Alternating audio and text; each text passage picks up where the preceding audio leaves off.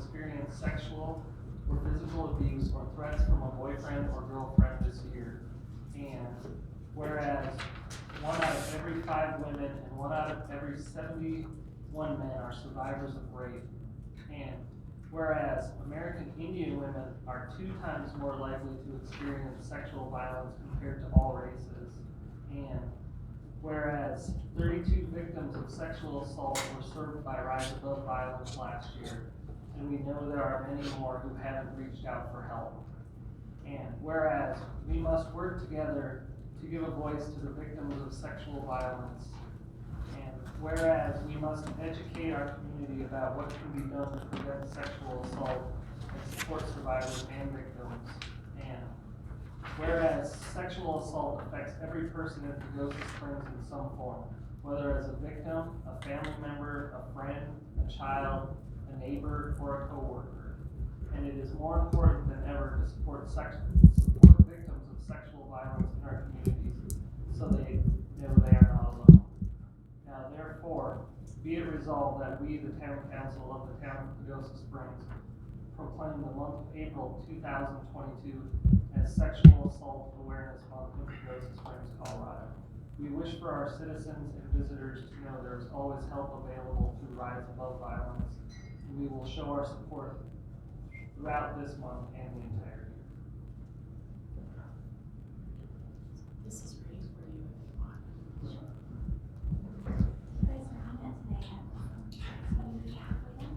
We're trying. Thank you for all you do. Thank you. Thank you for reminding me.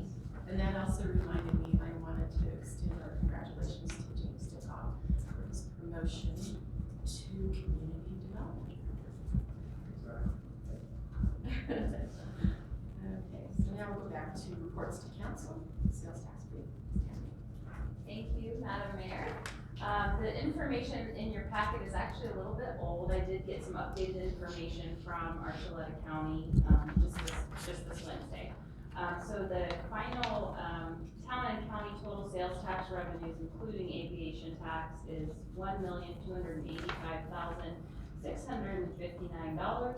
The town's share of that is $642,042, and that is about a 10% increase over the same month last year. So with 2 months of revenue information in so far this year, we're already starting the year strong. Anyone have any questions? Thank you. The other department reports, we typically don't read at the meeting, but they are available for council members and the public to see on our website. We'll move to new business. Process for filling the town council meetings. Yeah, so since our mayor was a council member and she moved into the mayor's position, this opens a seat up on the town council. This would be a seat that would continue her term, so it would be her 2-year term. Normally in the past, we have advertised for a couple weeks and then brought the applicants to town council for questioning, and then a decision is made, and that person that is selected and put in the chair on the dais. So unless you have different ideas, the application is the general application that we use for all boards and including town council.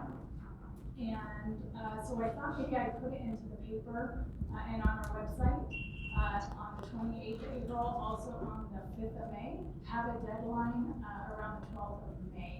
That way I could put it into the packet for the mid-month, the May 19th meeting. And then at that point you could make the appointment. Does that sound, are there any questions or any changes to that? Looks good. Okay. Oh, you had a question? Well, I have a request maybe. I just went to the post office to get a new post office box. And to prove my identity, I had to show a picture, ID, a driver's license, and a piece of something, utility bill that showed my physical address. I would like to request, if you guys agree, that we also require that for applicants for town council and all advisory boards that have a residency requirement. And idea if council decides they want to do that. One thing we do is require them to be registered to vote. They do have to have lived here for 1 year. So they do have to be on the list to register to vote, and that registration needs to be at least a year. And I get that from the county clerk's office. So that would, excuse me, that would prove residency, I suppose. Yeah, I believe it's in the Okay, that's good enough to me. I just thought we needed something to back it up. If the post office asked you to back it up, then we should ask you to back it up. No, I had a drink mix in here and it was obviously carbonated. I'm sorry about that. Wow. Gosh, that shocks me. So you're good? Does anybody else have any? Okay, so I think we're good. Thank you. Next would be the service organization funding. Yes, we're getting to the fun part. All right.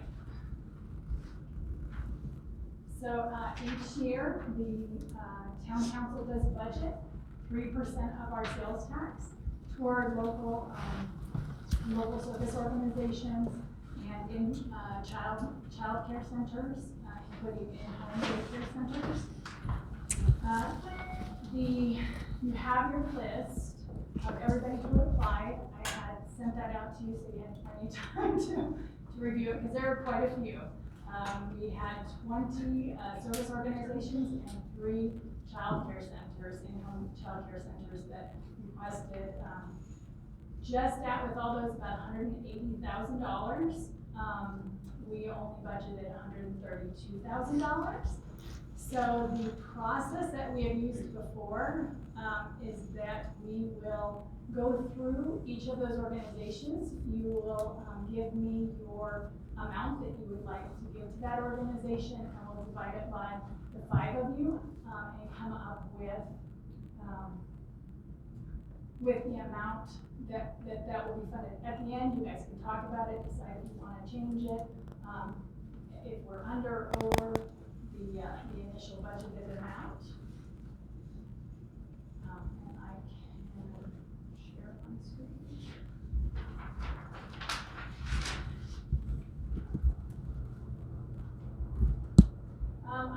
I did want to mention some of our council members may be on one of these boards or vested in one of these organizations. I was going to leave it up to Clay, our attorney, to determine if that would mean perhaps you wouldn't want to vote on that, and we would divide it then by 4 of you. But I'll leave that up to Clay. Do you want to weigh in on that, Clay? I apologize, sorry, I just got from military detail and did not hear the question I just joined. So my question, Clay, was if any of our council members are served on any of these boards of these organizations, would they want to not vote on that particular one, or do you feel like that is not a conflict? Are you talking about as, they're talking on the subcommittees? No, on a board of one of the service organizations. Oh, like another 501c3 board situation? Yeah, that they would be providing an amount to fund that board, that organization. Yeah, if we're moving funds from town to a private organization, whether it's nonprofit or not, and we have members that are on boards for those nonprofits or whatever entity it may be, then they would be conflicted out. So if we get to one that perhaps you sit on a board, then let me know and we'll just reevaluate, just say pass and we will, I'll fix the average.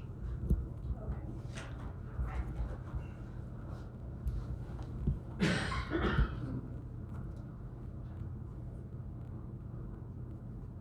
So this is our handy dandy little spreadsheet. we are just gonna start at the top. Obviously, Councilmember Bergon is not here, so she won't be participating. We will change all these to 5, divided by the 5 of you.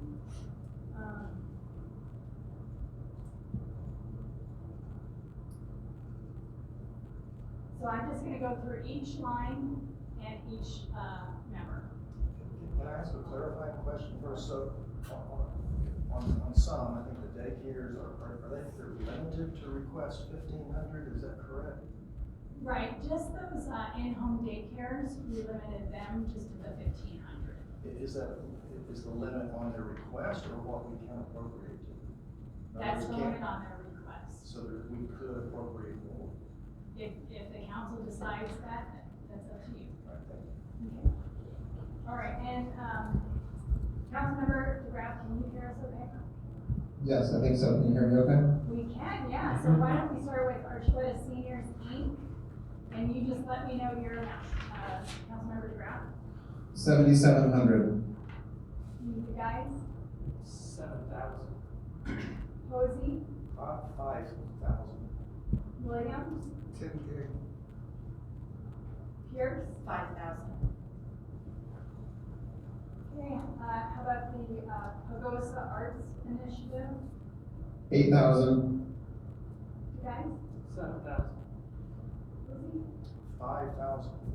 Williams, 10. Pierce, 6,000. Aspen House, 7,700. 7,500. 5,000. 10K. 10,000. Aspire, 4,000.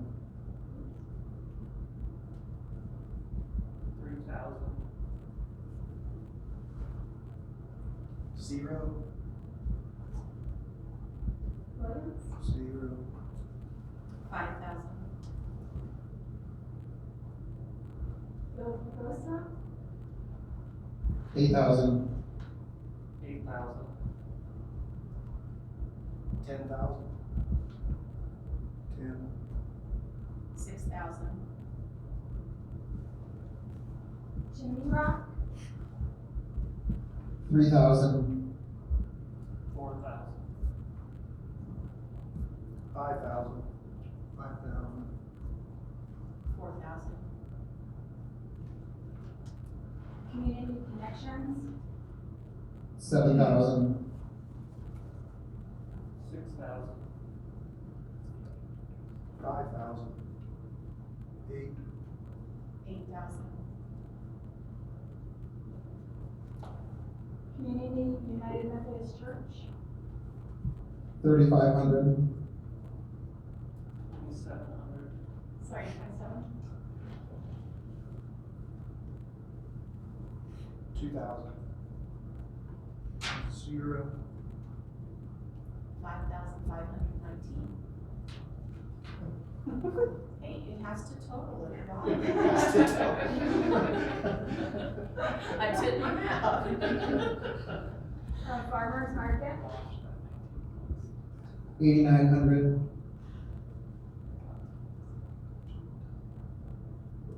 6,600. 10,000. 8. 6,000.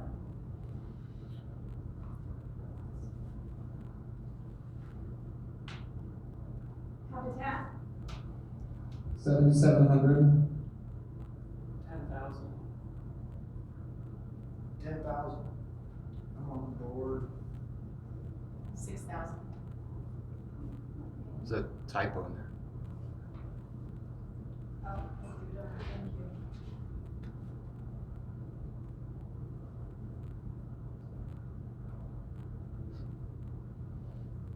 All right, we're on the Food Coalition, 7,000. 7,000. 5,000. 9,000.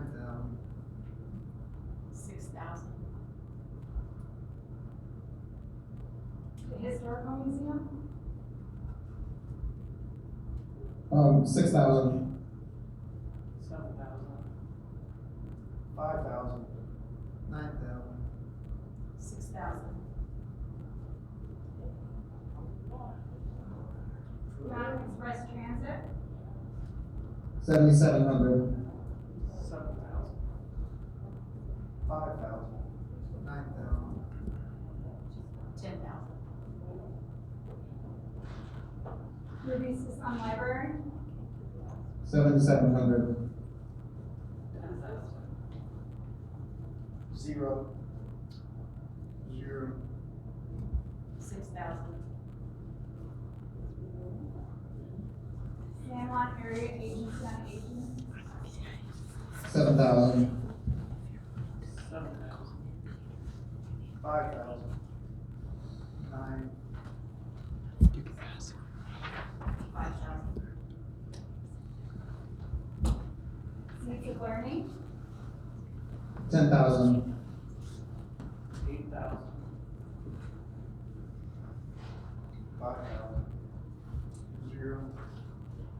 6,000. Shonda Martinez Daycare, 1,500. 1,000. 10,000. 1,500. 1,500. the Southwest Safe House Volunteers of America, 5,000. 2,000. 2,500. 5,000. 5,000. Teresa Merrill Daycare, 1,500. 1,000. 10,000. 1,500. 1,500. Thingamajig Theater, 5,000. 5,000. 1,000. 10,000. 6,000. Tiffany Wilkins, 1,500. 1,000. 10,000. 1,500. 1,500. Tri-County Head Start, 8,000. 6,200. 5,000. 10,000. 6,000. and Wildfire Adaptive Partners, 7,000. 8,000. 5,000. 5,000. 10,000. Okay, we are currently $1,900 over what we budgeted. This is what we budgeted. This is all that's been assigned. So would you like to continue this, or do you want to go through and knock off a little of? Can I ask Councilmember Posey why he credited daycares 10,000 when they were allowed to request 50,000? Because I think that's a crucial fulcrum for economic development in the town.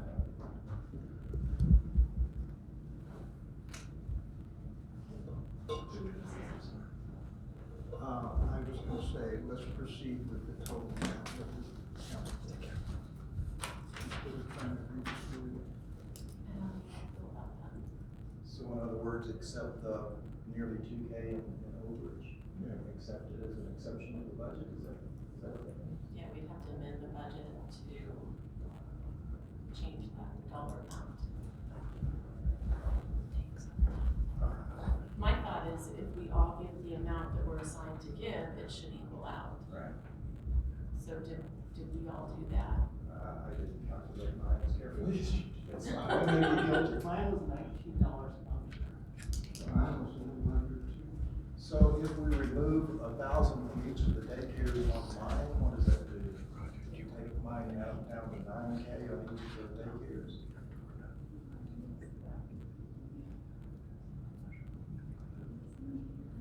So that's a no.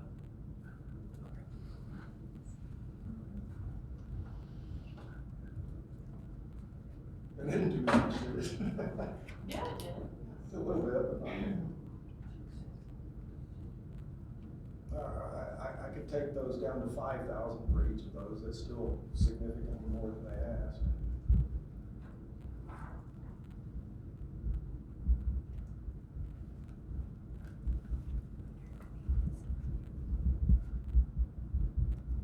No.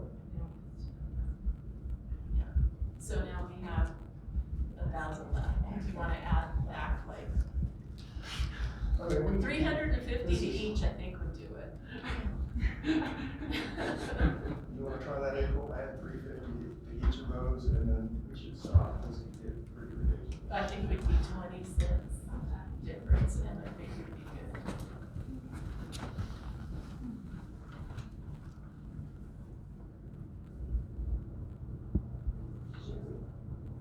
That, How about that? Yay. Are you all good with that? Okay. Does that work for you? if that works for you guys, that works for me. Did you have something else? Yeah, I just want to recommend that we do something to try to figure out a better way to do this. It just feels rather absurd to me, the way we're doing it. This is the best way. You try others. Yeah, we work on it every single year. Hours. And it's kind of come up to this. All right. Can I make one more? Yes, please. I just want to mention that, Archuleta seniors and the Sanborn area agency on aging both mentioned growing spaces projects in their applications, but those were, all federally funded by. And they were both asking for the same project too, so that was kind of weird. Any other comments on this? Are you good with everything, April? I am, thank you. Okay. That actually probably went better than it has been in a while. A few of us. I would like to say a couple of things, actually.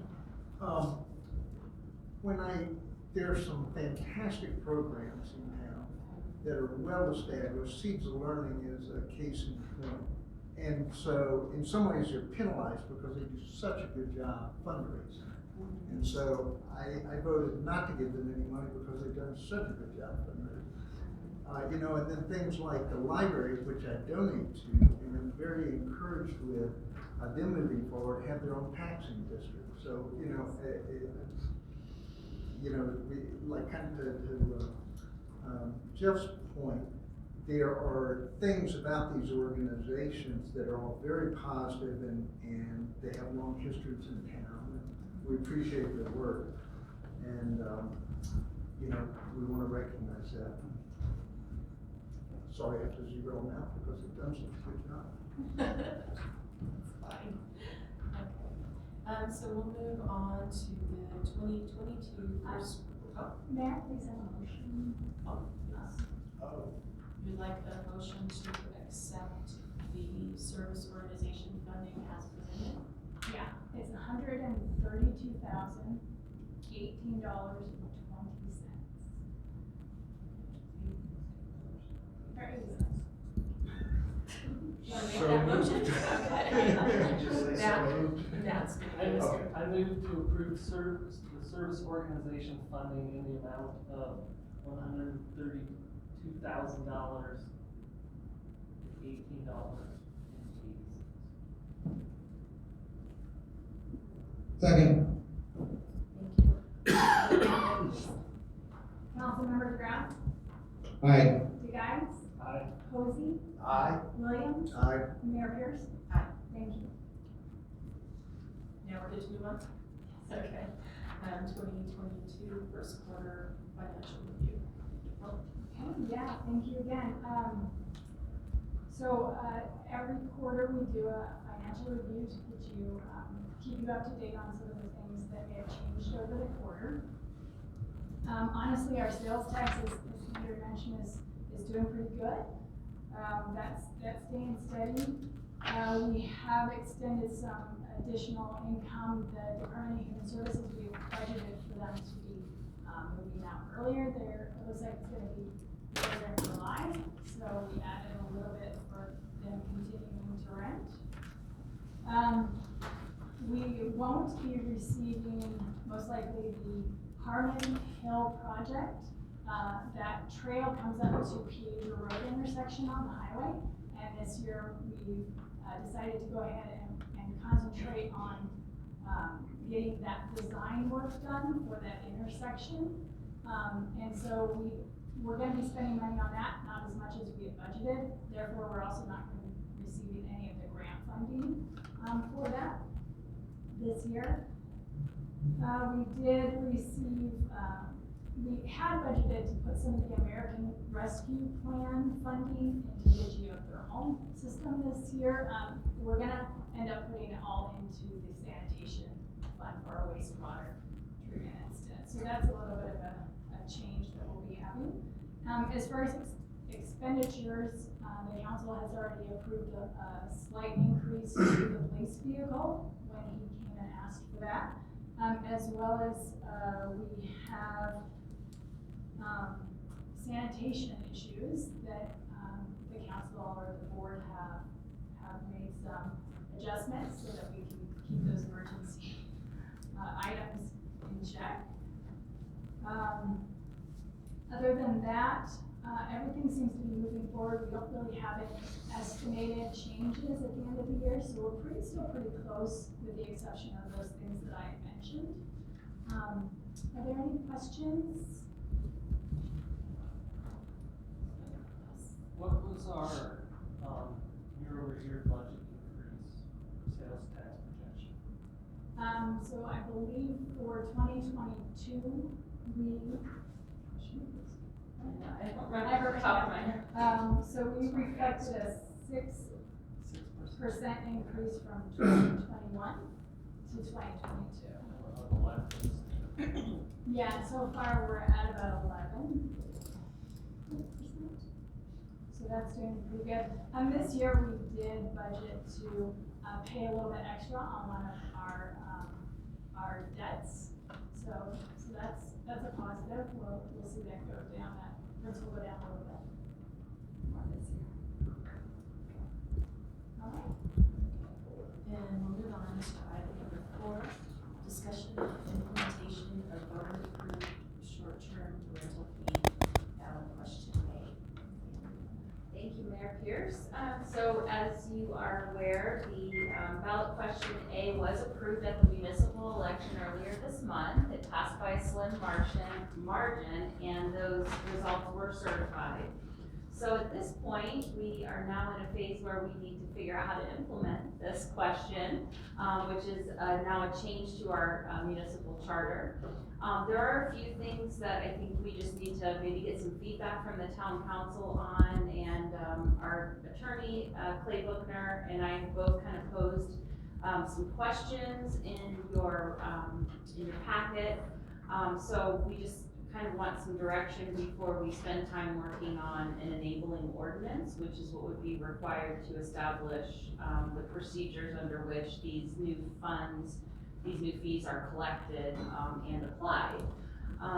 So I don't know if we want to kind of just go through those questions one by one. Is that the best way? Okay. And then I'll maybe ask Attorney Buchner to jump in if he wants to clarify anything. So one of the first things that kind of jumps out is that home ownership was defined as living in the home for a minimum of 10 months out of the year. And the ballot question said 9 months is the minimum requirement. So I do think that, we have a little bit of leeway to determine which one is more appropriate. Our municipal code is 10 months and the ballot question said 9 months out of the year. And as a reminder, the folks who conclude that they are homeowner occupied STRs would be exempt from this additional per month fee per bedroom. So wanting to get some guidance from you on which one you would like to have us draft up. Any comments? I believe we should go with the language of the ballot, which was 9 months. I think it's appropriate as well. If you can see MDeGuise or MDeGraaf. Okay.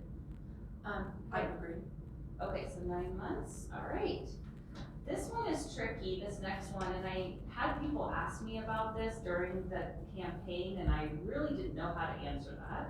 Since we didn't craft the language, it was crafted by, citizens.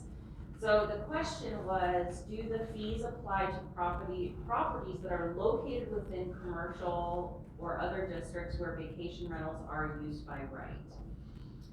So this may be complicated in that, I think the impetus for the ballot measure was to kind of level the playing field with commercial versus residential tax rates.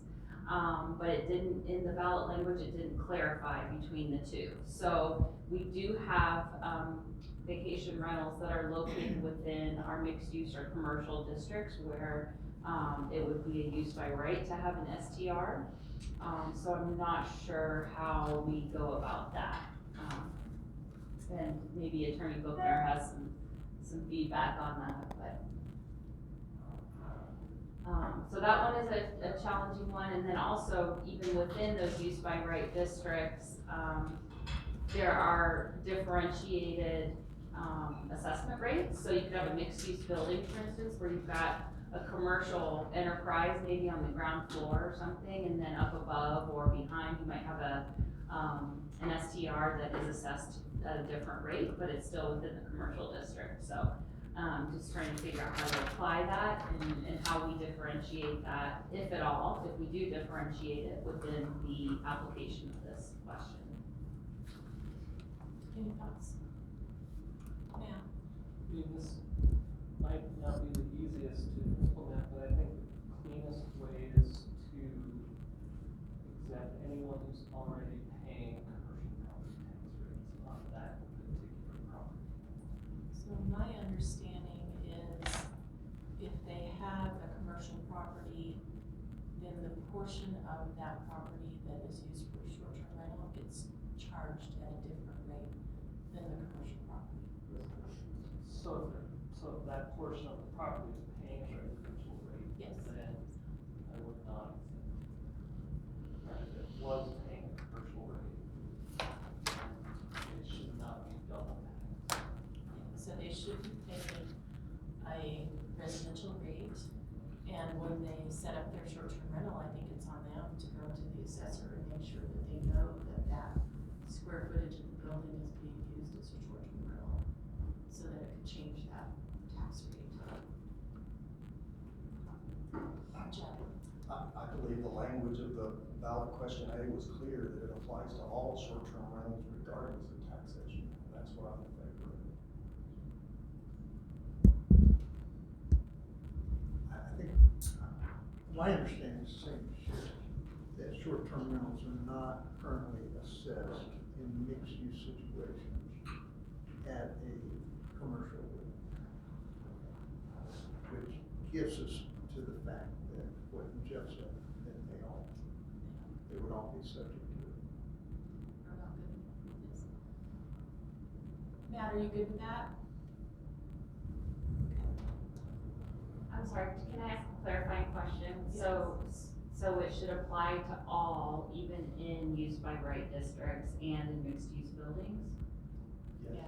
Yeah. It didn't divide it out in Yeah. the language, so So it just applies to everybody? Okay. I believe so. That's what the ballot language says.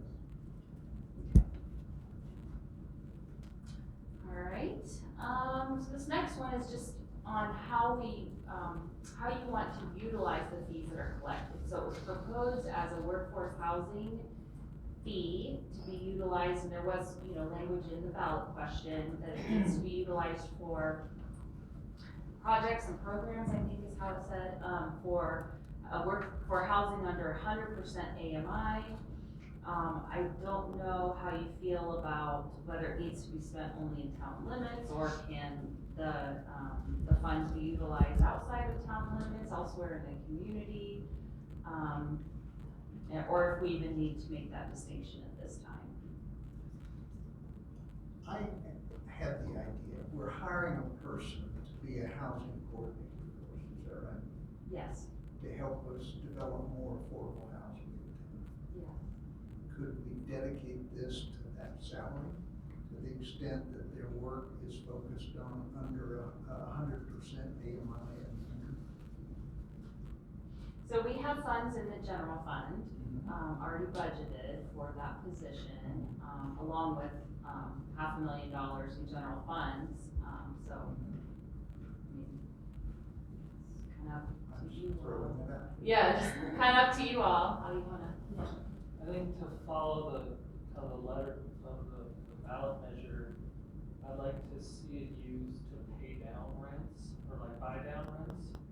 So if we have a project that's mixed use with varying degree of AMIs, we can pay down, buy down, you know, the 100 and the 80%, so they're paying a lower effective rate than, you know, the 120 or 140 or whatever these developments might be to. I would agree with that, and, I also mentioned, in a discussion that might consider on the new units that we're looking at, that we dedicate a certain number of them to this 100 and below, and we could use these funds towards that portion of the project. But I also want us to remember to include the wastewater treatment as part of the cost of putting in these developments. So that the sanitation district isn't paying all those fees for these, but we consider that as a portion. Does that sound good? It seems like it would be difficult to administer. Not the sewage part, but just paying them. But I'll leave that to the town manager. Yeah, I think we can do it because the, Just like a section 8 kind of thing. so the housing that we're looking at constructing, goes from like 80% to 140. And so if we have somebody that's going in at 120, but they could qualify to be 100%, and if what it's saying is using this to buy in on that piece to get them in at 100%. Is that correct? That works also. Also. That's also a good idea. Yeah. You know, if somebody qualifies, you know, I guess it's unclear whether, you know, the rents are at 100 AMI or if they qualify at 100 AMI.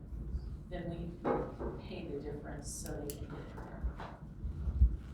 How about we flip it around? People, there's Yeah, not, let's let's say flip it around. somebody's at 100% 60%, AMI. let's say somebody's at 60% and there are no 60% units available. So you wanna help them get in to a place. 80% Exactly. Yeah, so I think we're saying the same thing, Okay, just all right. going in different And directions. this is gonna be difficult to administer. I don't think so. Okay. I don't think so. This is good feedback, but it does sound like council wants to spend the money on projects within town limits. Yes. Okay. Yes. Since these were town voters, this is a town It's a issue. fee collected from the county. Great. A fee collected from the town people, so spending within the town. Okay. This next one is more, related, and maybe this is where I need April to kind of weigh in, since, the administrative department is the one that is, handling the licensing and collecting fees. But we currently have a lodging tax payment that, we are transitioning to, muni reps and lodging reps for reporting and collection. So I guess we need to figure out maybe internally what the best way is to collect this fee, whether we wanna have it be paid monthly or quarterly, and then obviously we wanna track this separately, I'm guessing, from the other taxes and fees, correct? Yeah. So, Yeah, so I would suggest that, we collect it monthly in advance. That one. And definitely it needs to go into, probably like the trust fund, into an account that doesn't get absorbed into just the reserves at the end of the year, so that we can keep track of it. And then use it, you know, if there's a project, then it would be a transfer into the capital fund or general fund, or wherever we're gonna pay that project out of. And show that transfer of money for a specific item. That sounds good. I like that. Monthly? Monthly in advance.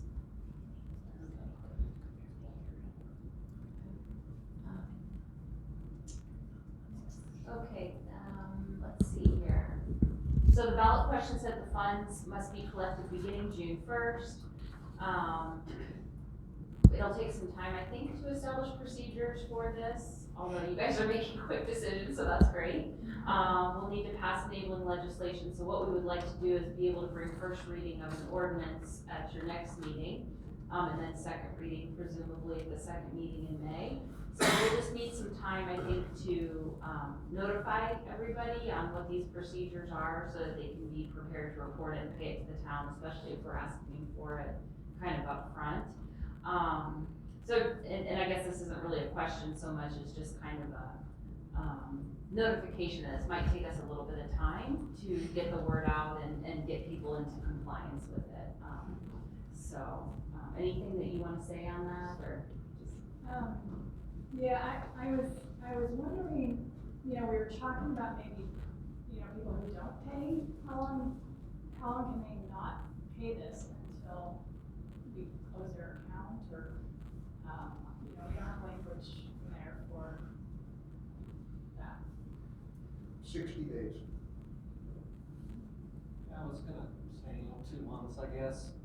Is there any ordinance right now if they're not paying their lodging tax? So if they're not paying lodging tax, there is a penalty and interest for each month, but we don't take their lodging tax license away from them. Yeah, we might need to establish something. It would make sense to me if they're in arrears, I don't know, about 2 months, maybe 3 months, if you're in arrears something long enough for it to be significant, then we should repeal or suspend their license until they pay. And if it goes on long enough, I mean, put a lien on the property. I mean, there's gotta be some teeth in it somewhere, right? I mean, with the changes we propose, through attrition, these are gonna be in high demand, so if somebody's not in compliance, against revoking their license relatively quickly. That's probably enough of a penalty. Once 90 days in revoking their license. Do we want to do a revoke, or? You could have them Steered, Yeah. suspend until they give them 6 months to pay or something like that. And then revoke, I don't know, something like that. I mean, firm but reasonable. Well, we have, so there's 2 issues here. One is, getting the information out there, getting people accustomed to paying. So maybe we need to think about some grace period as we get implemented here, Yeah. And then after the first 6 months, we get serious about it. Yeah, that sounds fair to me. I mean, because I don't know how we communicate to all these people, but, Yeah, so we do have a system to do that through lodging grabs and Right. through the current licensing requirements that we have. So we have a way to get the information out, and I think we've already notified them that it's coming, or we will be very Yeah, shortly. They all know about it. uh-huh. And so, speaking with you this evening, then we can let them know tomorrow how we're gonna try and move forward with this. We've had this discussion, a little bit, but refresh my memory. We have 150 or so short-term rentals in town, and of those, how many will come under this rule? 150 of them. No, because we have people that Oh. live there. Oh, right, Yes. you're right. I wanna say there are maybe a dozen, owner occupied. I see, okay, so it's a small number, Yeah, okay. and that's, I don't remember offhand. Yeah, okay, no, I was just kind of curious about the scale. Right. So you're suggesting that we don't really need a long grace period for people to learn about this and to.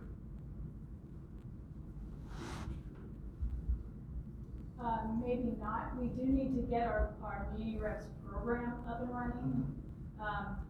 So if we can't get that up and running by June 1st for them to pay, are they retroactively, they have to then pay June and July? So they have to go back to June 1st and pay that month, okay. Yes, it says. That's what it says. Collect. Why don't we do something like, well, I don't want to overcomplicate it, but for the first 6 months, you got 150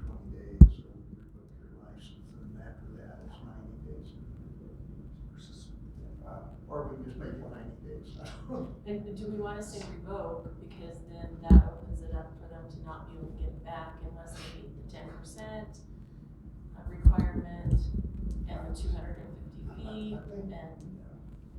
I think it should be a suspension with an X number of days, months after, and then revocation. I think that's better, Yeah, just a I think- straight. I think it should be straight up. Yeah. Yeah. So what's the suspension time? 3 months and then revocation. So 3 months suspended, and if they don't catch up after 6 months, it gets revoked? That seems reasonable to me. If they can't do that, they're not going to do it. Does that sound like where we wanna go? Clay, I'm sorry, Clay, is there another way, would we bring them into municipal court?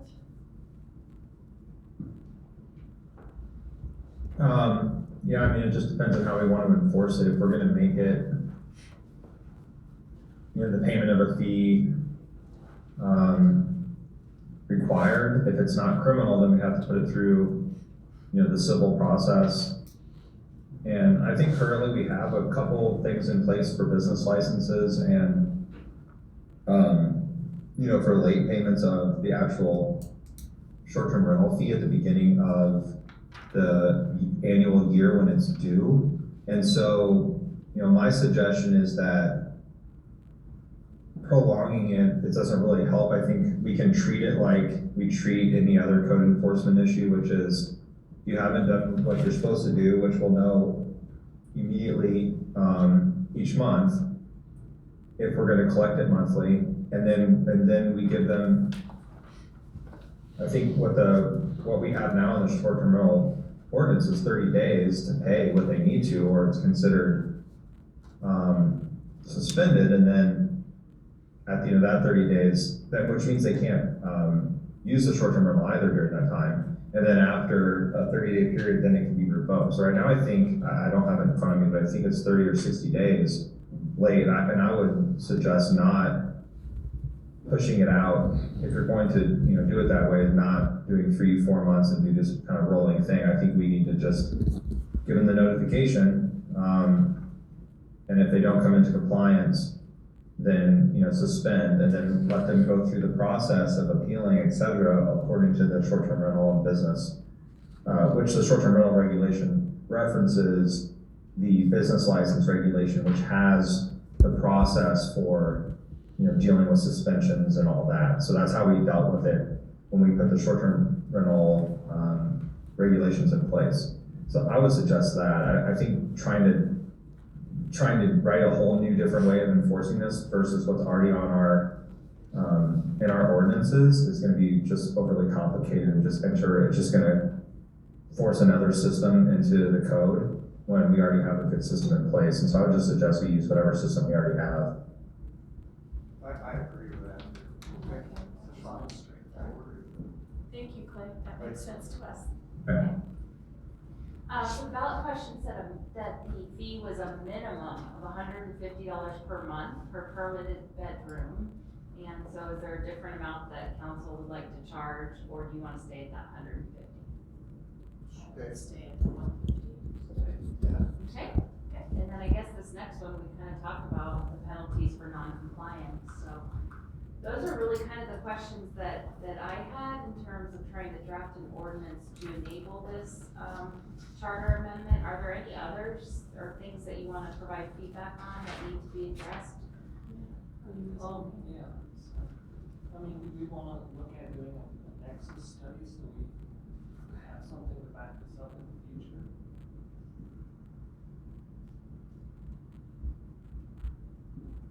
Looking to see what a nexus study might entail.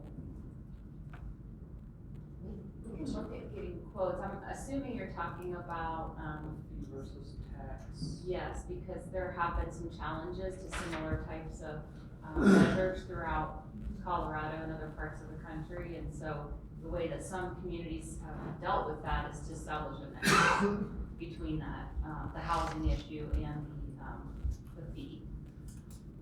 Isn't the nexus study the justification for following up and doing the tax or fee? And we've already done it. It's it's a done deal, so a nexus study seems like a pointless endeavor. Maybe the attorney can weigh in on this, but it's maybe part of the risk analysis in terms of a potential legal challenge in the future, but Clay might So, have. do we want to spend that money until there is a legal challenge? Just wait and do it at that time? If there is one. I think, maybe by the time you're sued, it's too late. Okay. I mean, that could also tell us if we would want to charge something different than $150. And what if the nexus study shows that there's no significant nexus between the short-term rentals and the absence of long-term rental housing? That doesn't do us any good at all. Correct. I say wait until there's a legal challenge, so if there's one.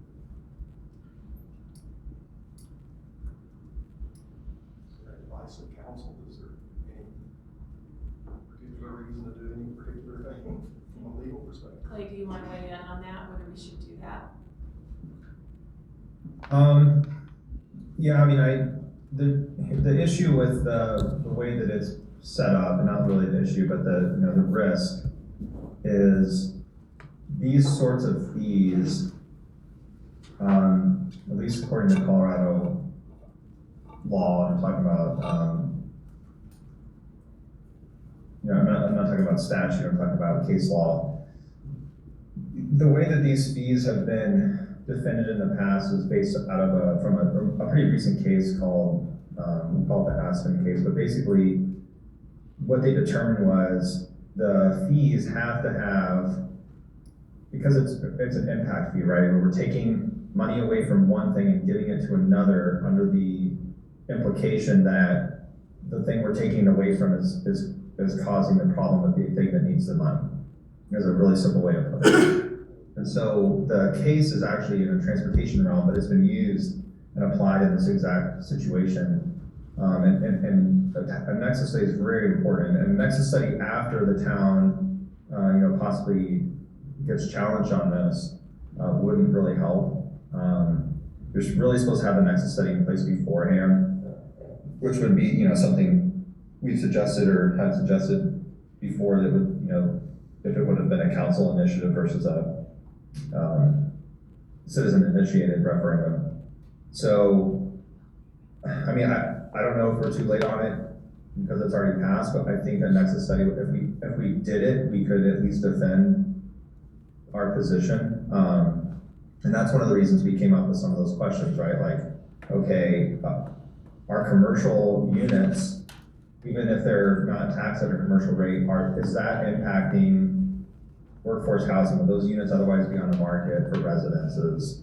And there's a whole bunch of other, that's just one example why you kind of need a nexus study to show that short-term rentals are impacting workforce housing. I know logically everybody connects those dots, but that's not good enough for the court, at least not the most recent case that we've seen.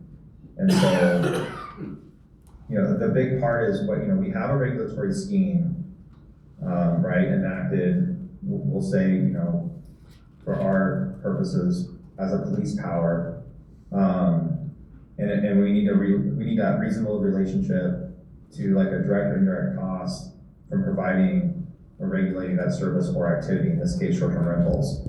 And so, and then of course providing workforce housing.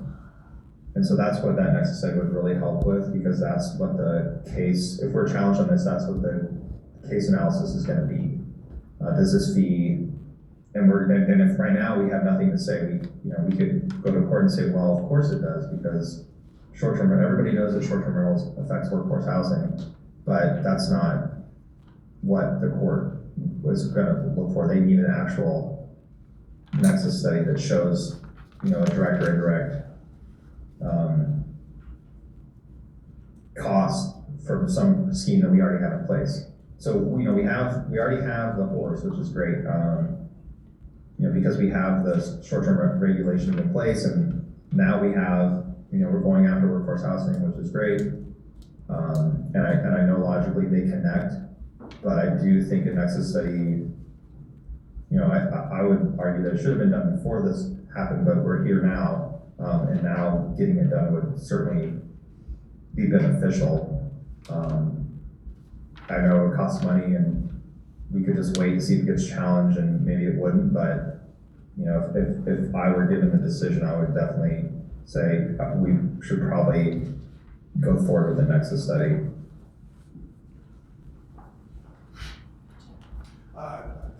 Based on that advice, it sounds like it reduces our legal risk to pursue a Nexus study at this point, and I think we should. Matt DeGraaf. You're muted.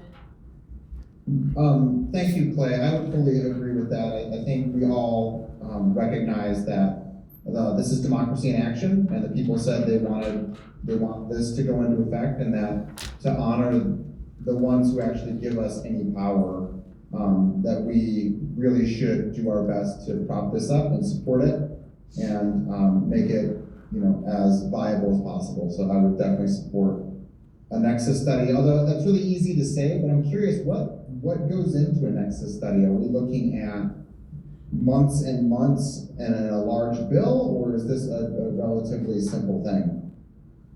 So what I think we should do, Matt, is ask staff to come back with maybe some estimates, and then let us, at that point, pick a company, like recommend somebody, and let us know a little bit more about it.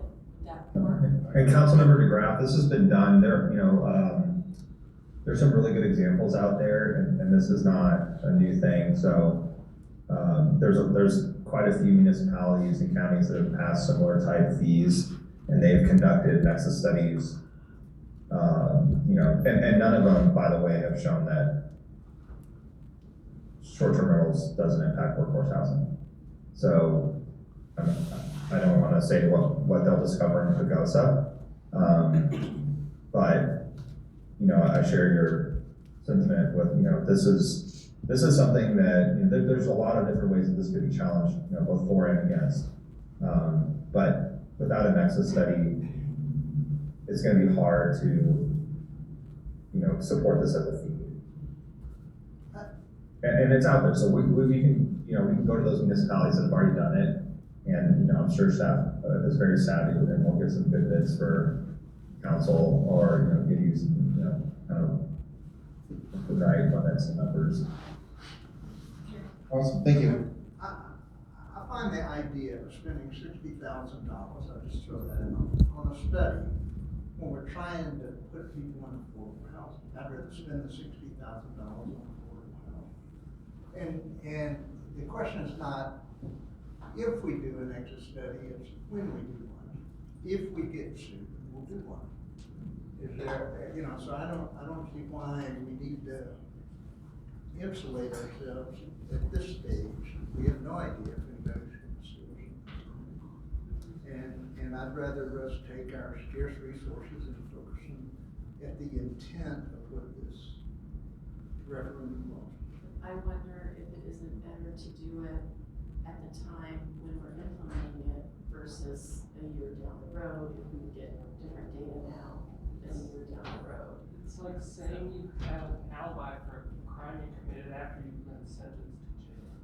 Oh, by the way, I wasn't there that night. So let's jump ahead. Let's say we do a Nexus study, there's no connection, so we don't implement this referendum, and then we get sued from the other side. So are we any worse off? But we're implementing the referendum before the Nexus study. It's kind of backwards. Okay.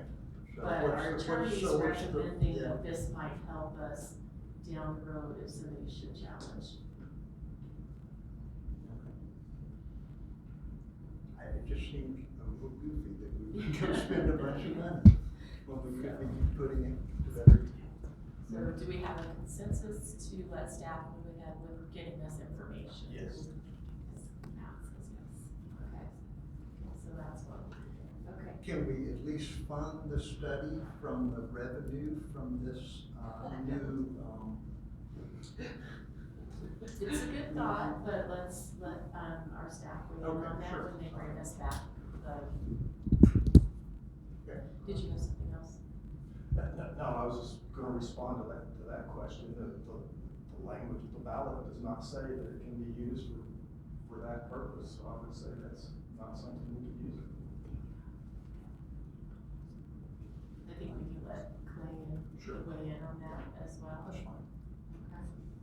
All right. Did you have? Well, I'd like to make some observations about this ballot question, if you'll allow me, if it's time. I mean, whenever it's time. I have 4 observations I'd like to make, but only if you'll allow. Is that appropriate for now, or is it, I don't know. or is it council comments at the end? It's related to this. Okay, go for it. Okay, all right. So, I find this ballot question language very, very interesting. I mean, it contains essentially a mathematical equation. It equates short-term rentals with workforce housing. And given that workforce housing is such a high need, that therefore logically, mathematically implies that the more short-term rentals we have, the more funding we'll have for workforce housing. Which makes me ask the question, should we therefore repeal all other short-term rental regulations that we've put on the books? The citizens have spoken very clearly. Short-term rentals pay for workforce housing. The more short-term rentals we have, the more funding we'll have for workforce housing. Therefore, our prior regulation of short-term rentals, limiting them, actually goes against the stated will of the people here for short-term rentals to pay for workforce housing.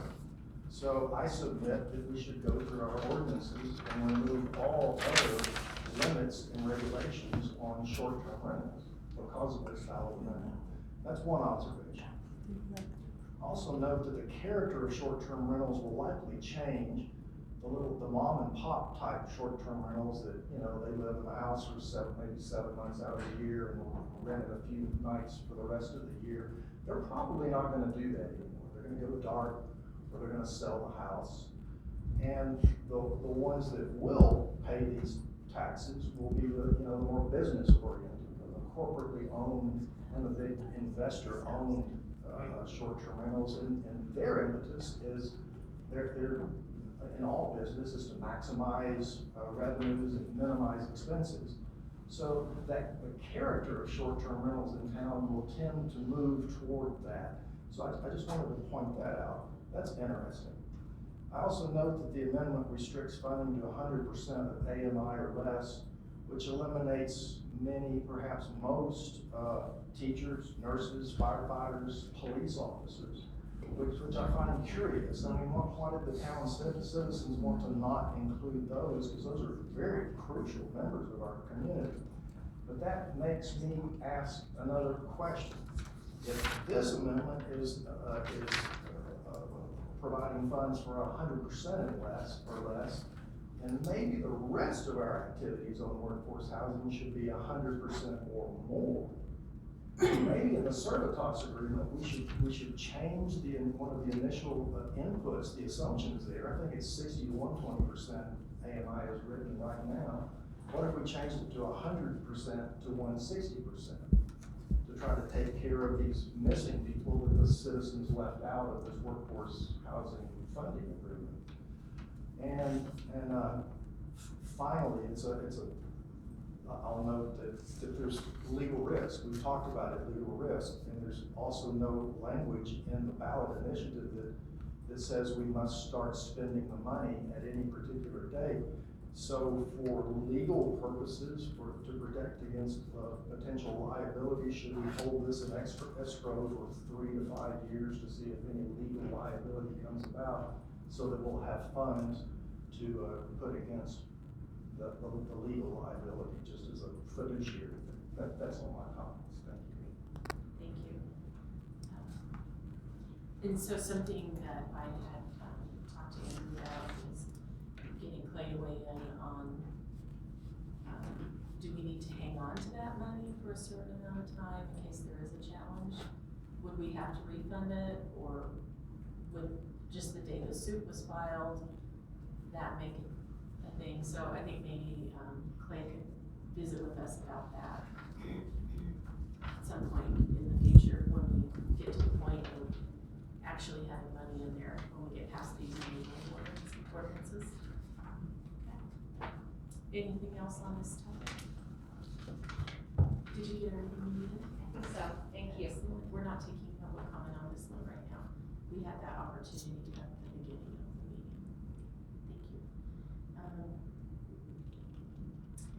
The next item, number 5, resolution 2022-04, meeting protocols and procedures. Thank you, Madam Mayor. For the record, this is a resolution adopting a policy concerning public recording, public participation at meetings, and public hearing rules and procedures. And this is a slightly amended version 10 years after one was passed back in 2012. We discussed this with you and got your feedback at your last meeting, and it does contain some minor updates, notably that people can now participate by Zoom, and it speaks to how folks can virtually raise their hand in order to participate in the meetings. We also included that based on the council direction, speakers may not yield their time to another speaker. And with the exception of that, we also, based on your direction, did clarify that instead of 2 minutes for public comment, it's 3 minutes. And that's pretty much the only amendments that we made to that original resolution. So at this time, I will try to entertain any questions that you have or any amendments that you wanted to make to this resolution. Do any of the council members have any questions or comments? Just to say that I like this, I like the way it's written. Good with this, Matt? Okay, so we'll entertain a motion to approve this. Madam Mayor, I move to approve resolution 2022-04, meeting protocols and procedures. Second. in progress. Did somebody second? Oh, Matt, Matt. second. Thank you. Okay, so we have a motion and a second. Any further discussion? April, call. Councilmember DeGraaf, Aye. DeGuise, Aye. Posey, Aye. Williams, Aye. Mayor Pierce. Aye. Okay. So is James on? Yeah, I was just trying to promote him to panelist. He should be popping up there, yes. Great. So our next agenda item, number 6, is ordinance 980. First reading, approving the license agreement for Pause Communications Tower. James? Thank you, Mayor Pierce. Can you hear me okay? Yes. Yes. Excellent. This agenda item is for the consideration of allowing Pagosa Area Water Sanitation District place a communications tower on our property that's located, the property where we have the county has a transfer station. In your packet, I did provide a map. This particular property does cross Trujillo Road, small portion of that property, a small sliver of that property that's on the west side of Trujillo Road. And that's where PAWS would like to place a temporary, self-supporting, 10-foot tall communications tower to enable them to better communicate with their facilities, their SCADA data systems and communication systems. So this is drafted by the town attorney as far as license agreement that just gives them the ability to do so on a 5-year term, automatically renewable. I don't think this will be a temporary placement. They're looking at using this as a temporary placement for at least 5 years probably until they can get their cell communications back up and running again. I don't know if Justin Ramsey is in attendance at all, but he can certainly comment on it, and I'm available for any questions. I don't see Justin on there. Do you see? I don't see Justin on here unless he's one of these phone numbers. Okay. Council, have any questions for James? Yes. Yes, Mike? I did speak with Justin, and they are positive comfortable with this agreement as written, just in case Justin is not on the line tonight. Thank you. Why is it temporary?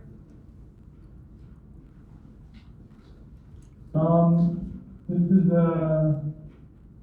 it has some, from my understanding, they had some cell communication challenges, so this just helps them, with a gap for their communication needs, for their, SCADA communications, needs for their system.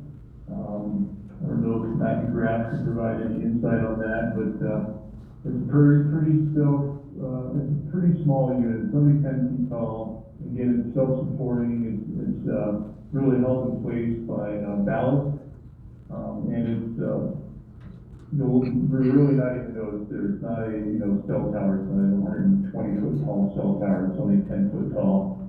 They're gonna place it again on the west side of Trevino Road, just for their immediate needs for the communications with their SCADA communication systems. Any other questions? Did you have any questions, Matt? DeGraaf? Okay, great. This is an ordinance, so we will open it for public comment. Just see if anyone signed up here. Nope, no one signed up. All right, thank you. We'll close for public comment, and we'll entertain a motion. Yes, ma'am. I move to approve the first reading of ordinance 980, approving a license agreement for the Pagosa area water and sanitation district, located communications tower on town property located at 2140 County Road 500. Second. Great, we have a motion and a second. Any further discussion? April, call vote. Councilmember DeGraaf, Aye. DeGuise, Aye. Posey, Aye. Williams, Aye. Mayor Pierce. Aye. Okay, we'll move on to ordinance 981, first reading, rezoning 575 South 3rd Street to mixed-use residential. And I will point out, I was confused about this as well, but this is the property that's just right here adjacent to the town hall property. So, James? Yes, thank you, Mayor. Yeah, this is for consideration for one of the sites associated with our PP3 project we're working on with Certitas. This is the location that's just south of Town Hall. So that site contains 3 properties. We purchased 2 fairly recently, within the last year and a half, I believe. And those are directly south of our parking lot. And then there's one the town has owned for quite a while, which is the 3rd lot, and that's located right on Apache Street at the corner of Hot Springs Boulevard and Apache. That particular lot is zoned, I should say, this is the address 575 South 3rd Street. It's a little odd address, but our access off Apache Street is within the platted 3rd Street right away, and that's why that address is 3rd Street, even though there's not that technical 3rd Street there. The 2 lots we purchased a year and a half ago are already zoned mixed-use residential that would accommodate the proposed development on this location. That one lot we have along Apache Street is zoned public, quasi-public. So the proposal is to zone that one lot along Apache Street so it's consistent with the zoning of the 2 vacant lots just south of Town Hall. So all 3 lots would be zoned mixed-use residential. This is your first consideration for this particular piece of property. There's also the consideration of a density bonus, which is your next item for consideration, that would allow a higher density than is currently allowed on that 0.51 acre lot, which that 0.51 acre is that those 3 lots that are next to Apache and Hot Springs Boulevard there. So this is your first consideration. The town planning commission did approve recommendation to rezone that one lot to mixed-use residential at their last meeting. I did provide that information in your packet and certainly available to answer any questions on that. And just for your knowledge, of course, this rezoning is one of your first considerations on this particular property for that housing development. Your density bonus is your next consideration. The design review board did approve the sketch major design review for the proposed 24-unit multifamily apartment building at their last meeting on April the 12th. And there'll eventually need to be a plat amendment, which is done administratively, that would just consolidate all 3 of those lots into one lot. The first consideration is rezoning of this property to mixed-use residential. I'm available for any questions you might have. Council members have questions? Okay. This is an ordinance, so we're open for public comment. If anyone online wants to make a public comment, please raise your hand now. So you can see. Yes, Julie Goulet. Miss Julie, Good evening. Julie Gurley, 440 Apache Street, 6th generation Frozen. I've been attending the meetings for these projects, and I think on May 3rd will be like the real overview of it, once all the details are out. As I understand, it's 3 different locations are proposed to divide this workforce housing. If one location is abandoned, then it pretty much cancels out everything, because Servitas wants a minimum of 64 units. I strongly suggest that the town council can do another work session with the county to try and find alternative property. The downtown is getting extremely congested. And also there's the sewer situation. You're adding that many residents.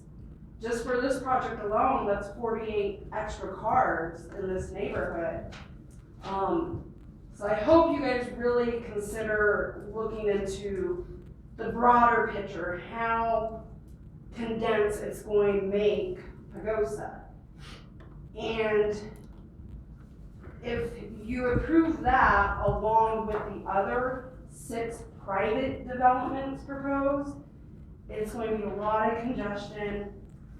I really hope you guys can do a work session to find alternative property for these workforce housing. thank you. Appreciate you coming. Do you have any comments? We will entertain a motion.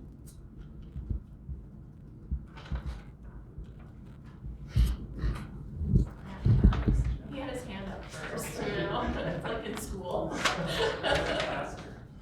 I move to approve the first reading of ordinance 981, amending the official zoning map regarding property known as lot 4, block 64 of the town center. Second. We have a motion and a second. Any further discussion on the council? Ms. April, will you call the vote, please? Councilmember DeGraaf, Aye. DeGuise, Aye. Posey, Aye. Williams, Aye. Mayor Pierce. Aye. Right. Next item, number 8, density bonus for workforce housing project proposed at 558 Hot Springs Boulevard at 575 South First. Again. Thank you, Mayor. This is coming again before you regarding the same development site. Those 3 lots in town owns equate to 0.51 acres, which allow 8 units. The mixed-use residential district allows 16 units per acre, so those 3 lots allow, as used by right, 8 dwelling units. What is being proposed on this particular site is a 3-story multifamily apartment building that would contain 24 units. So in essence, what's being requested is a density bonus of additional 16 units to equate to that total 24 unit count for this property. The density bonus was approved as part of the recommendation on April 12th. As a recommendation of town council to consider approving that density bonus request. As part of the density bonus request and as part of the density bonus policy town council adopted, as well as Ordinance 966, which that ordinance gave generally broad flexibility to grant waivers from the strict application of development standards contained in the Land Use Development Code and within the adopted density bonus policy. for affordable housing development considerations. Waivers can be considered based on the totality of public benefits for providing long-term de-restricted workforce housing units for very low, low-income, and moderate-income level families. So with that continued consideration, in addition to the requested density bonus of an additional 16 units, we are looking for a roof height waiver in the mixed-use residential district. The height limit to the peak of the roof is 41 feet. We are asking to allow the construction of the facility to 45 feet to the roof peak, which is a waiver allowing an additional 4 feet for the roof height on that particular property. The mix of dwelling units proposed are going to be 18 each, and this is currently proposed. We did receive the draft housing market study. We do need to kind of dive into that and make sure that the units we're contemplating are consistent with the findings of the recent market study. But currently what's being anticipated is 18 each one-bedroom units and 6 each two-bedroom units within this building. Generally, currently contemplated to serve between 60% and 120% of AMI. And the duration of the units for affordability currently looks like it will be minimum 40 years based on where we currently are with certain times. So in general, these developments are going to be generally under a 4-year term for the financial lending for the project. So in essence, what we're looking at right now is a minimum of 40 years to be de-restricted to serve that 61 to 120% of AMI levels. With that said, the town will outright own the property after 40 years. And, there may be a will for town council to consider ensuring that these units are affordable for longer than 40 years. It could be in perpetuity. I've included that as a consideration in one of the recommendations for this evening. Parking also is considered waiver. We're looking for a shared parking of the town hall parking lot. So currently we're looking at either dedicating or sharing 17 spaces in the town hall parking lot. With that said, I know that might sound like a lot of parking spaces, but we are expecting the Department of Human Services to move across the street in July, and that'll open up quite a few spaces. Our calculation shows that the town hall parking lot has 24 more spaces than would be the minimum requirement for the square footage of that building. So staff thought it was reasonable to consider that shared use of the town hall parking lot. I know that there's certainly some design considerations on ensuring that some of those are reserved for the housing unit. However, those peak parking needs are offset. Business hours at town hall, 8 a.m. to 5 p.m. Typically, most people are going to be at work during that time. And after hours, that's when the parking needs for residential development will be the highest. Same on the weekend. There's no real parking needed at town hall on the weekend, and a lot of use for residential developments on the weekends. So there's definitely offsetting peak parking times for both the town hall and the residential development. So we thought that was a reasonable consideration for waiving the requirement to provide all those on-site and enter into a shared parking agreement with the town hall or ourselves. As far as mitigating any impacts, we are including storage units, secured storage units for each of the units within this building, so they can keep their seasonal items, or the bikes and skis will all fit into those storage closets. And of course, those 17 parking spots can be utilized within the town hall parking lot.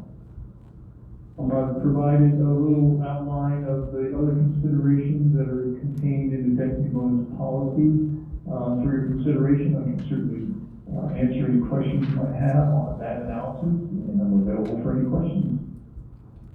Thank you, James. Councilmember, have a question? James, did do any kind of traffic study to see what the traffic implication of these units would be? We have not done a traffic study yet. Typically, residential, as a rule of thumb, you count up to 10 ADTs per dwelling unit, and that's typically for a full-size home. So that's 10 trips. It's typically pretty high, but if you think about taking the kids to school, and it counts each trip, like your out trip and your back trip. So up to 10 units, 10 average daily trips per unit. It's going to be less for those one-bedroom units, more for the two-bedroom units, depending on the size of the family typically. So out of the, for 24 units, you're looking at an additional 240 average daily trips. So from that location, of course, Hot Springs Boulevard is an arterial road that will connect to the highway. Same with 6th Street, same with 8th Street, and same with 10th Street. Those are the 4 main roads that we have that serve South Pagosa and provide access to the highway. We do have a grant application in for the reconstruction of Hot Springs Boulevard, so we can improve Hot Springs Boulevard to accommodate certainly not just this development, but the other infill development we're expecting and is kind of queued up along Hot Springs Boulevard. Of course, Rose Mountain's finishing. We've got an application for 50 condominiums just north of Rose Mountain, and of course the Pagosa Springs Hotel is on the table as well. That's their eventual build out as well. Of course, as far as Hot Springs Boulevard goes, our grant application is really taking care of the reconstruction between Spring Street and Apache Street. We're definitely going to have a larger conversation eventually on the potential widening of the Hot Springs Bridge to accommodate that traffic interface with the highway there, make sure that intersection is operating at a much higher level of service than it will in a few years, I believe. But again, Apache Street is available to serve 6th Street, 8th Street, and 10th Street for those connections to the highway. We don't really see any major considerations or major concerns with that additional ADT count in front of the site. To follow up on that, James, will we be required to do a traffic study if we proceed with these? I don't think so. I mean, I think there was one done a number of years ago, which contemplated the full build out of the Springs Resort, and certainly what that indicated was certainly addressing the Hot Springs Boulevard Bridge. And that came about as a result of, hey, do we look at pursuing a vehicle bridge at the 5th Street crossing across the river, or can we push it all Hot Springs Boulevard? The result of that traffic study informed town council enough that they felt comfortable in not pursuing a 5th Street bridge over the river and really focusing on improving Hot Springs Boulevard Bridge in the future. If that helps answer that. Thank you. Any questions? James, will there be any restrictions on what can be parked in the parking lot here at Town Hall? And how long it can stay? Yeah, and I think on all the sites, right? So these sites are all going to be managed by one central office, and certainly we're not going to allow any unlicensed vehicles. We're not going to allow any broken down vehicles. I think that's pretty typical. But having an on-site manager that's managing all 3 of these sites, that's very beneficial so that they can keep everybody in line with what's allowed in the parking lot and what is not. Typically, in these types of developments, you're not going to allow your snowmobile trailers, your boats, and things like that. It's really, the parking is really available for the vehicles that are served in units. Will these 17 sites be designated? I think we need to maybe define that a little bit more as we move forward with our final site plans, if they need to be designated or if they can truly be shared. I see more value in having them as shared parking because, again, those peak needs for each use are offsetting. Any other discussion? entertain a motion. Yes. Madam Mayor, I move to approve. Are we on the density bonus? Am I on the right one? Okay.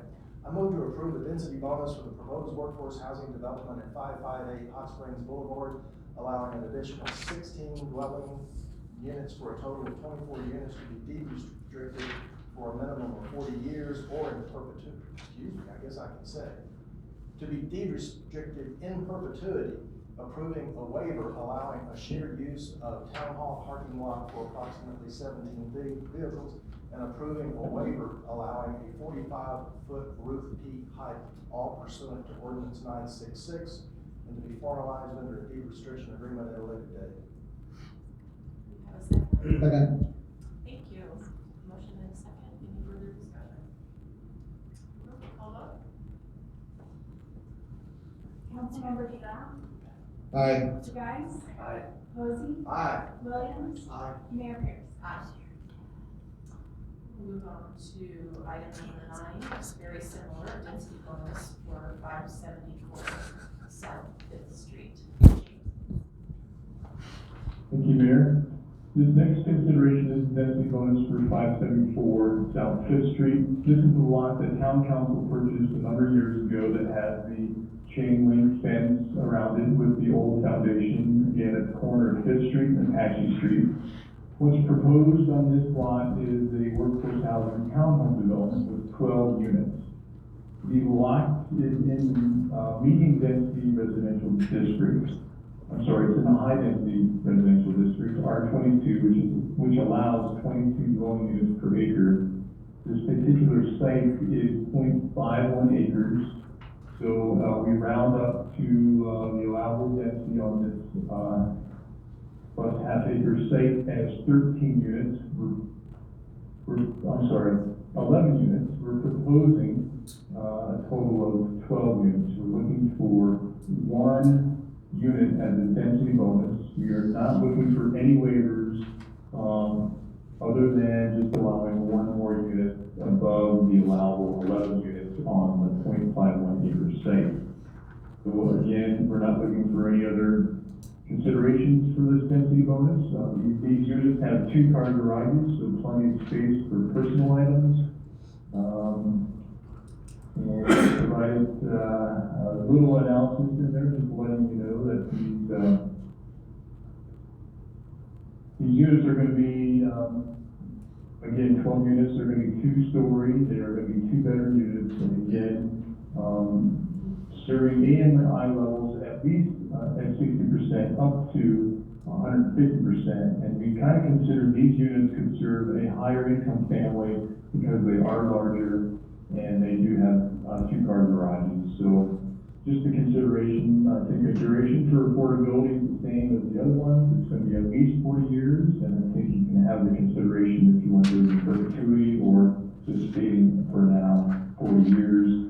These density bonuses will come back to you, both the ones you just considered and this one, to be formalized at a later date under a deed restriction agreement, similar to the ones you've done already on the other projects in town for the site at Lewis and Second, as well as the Pagosa and Suites conversion. Those are formalized under a deed restriction agreement. That deed restriction agreement will come back to you as we move forward with this project and have more formed. Just lost to James. Probably should accept the density bonus. Yeah. Thank you. Council members have any questions? We'll entertain a motion. Very good. Madam Mayor, I move to approve a density bonus of 1 additional unit for proposed housing development at 574 South Fifth Street to be deed restricted in perpetuity pursuant to the density bonus policy to be formalized under deed restriction agreement at a later date. There's a motion and a second. Any further discussion? April. Councilmember DeGraaf, Aye. DeGuise, Aye. Posey, Aye. Williams, Aye. and Mayor Pierce. Motion carries. So now we're going to move down to items 10 and 11. Item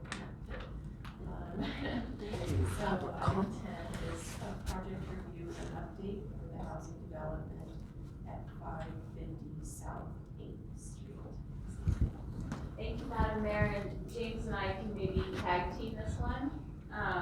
This site is, the, 550 South 8th Street, and just to the history on this, council did provide approval and direction to staff to pursue this third site.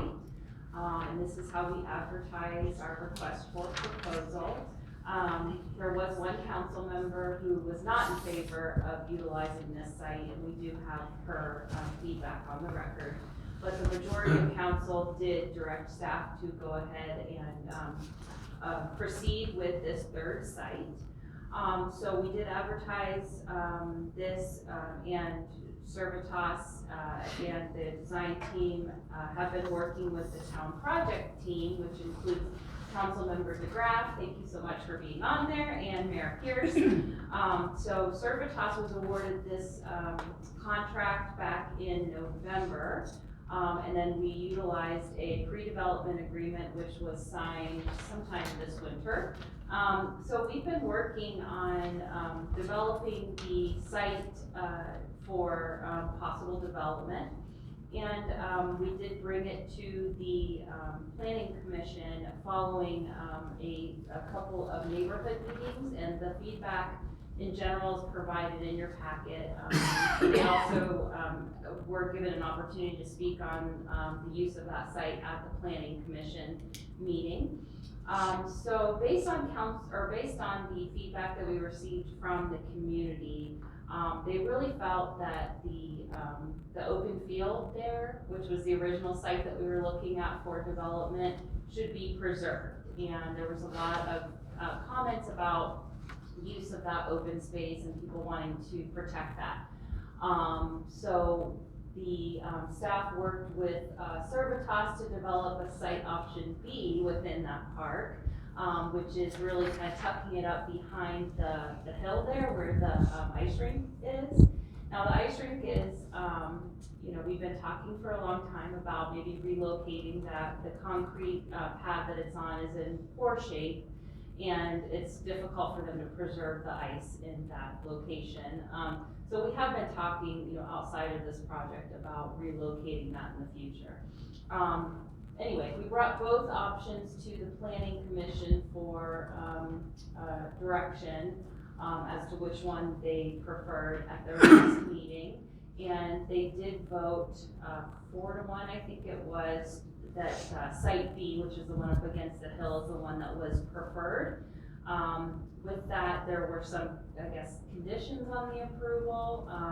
They would like to see the alley be preserved for circulation, and there was also a suggestion to kind of redesign a little bit to avoid one large mass of a building and maybe break that up a little bit. So we felt that it was a pretty good compromise to look at Site B versus A to preserve that area, that open area. However, it will cost us more to look at that other option. I do want to say that all along we've been incurring pretty significant costs, right? So the developers are not doing this out of the goodness of their heart. This is a big project spread across 3 different sites with 3 different site considerations: parking, storage, building massing, siting of the building. We've done a market study, we've done geotech, we've done a lot of things. So we are incurring a lot of costs along the way. Not to say that we can't switch course at this point, but we have been operating, staff has been operating with a direction that was provided by the town council. So not to say that we can't look at B and look at additional changes to that, but you guys need to know that we are incurring additional costs with that. These costs will be absorbed within the project when we go to finance it. If we don't move forward, then we're going to be paying out the costs that we have incurred. So I guess at this point, we're just trying to give an update to the town council and really get some direction on where you'd like to go on this. So the way that we left it with the Planning Commission is that we would work on that Site B with additional changes, but that does require additional site changes, design changes, which means more money. So I wanted to find out if you wanted to pursue that, if you want to stick with site A, which I should just note that the planning commission, we love them, they're volunteers, and as you guys are, but they are an advisory board, and council does have the prerogative to go a different direction than what is recommended by the planning commission. So really, you kind of have some options where, you could go with site B with additional changes, site A, or you can direct us to scrap that site and look at an entirely different site. So that's kind of a wrap.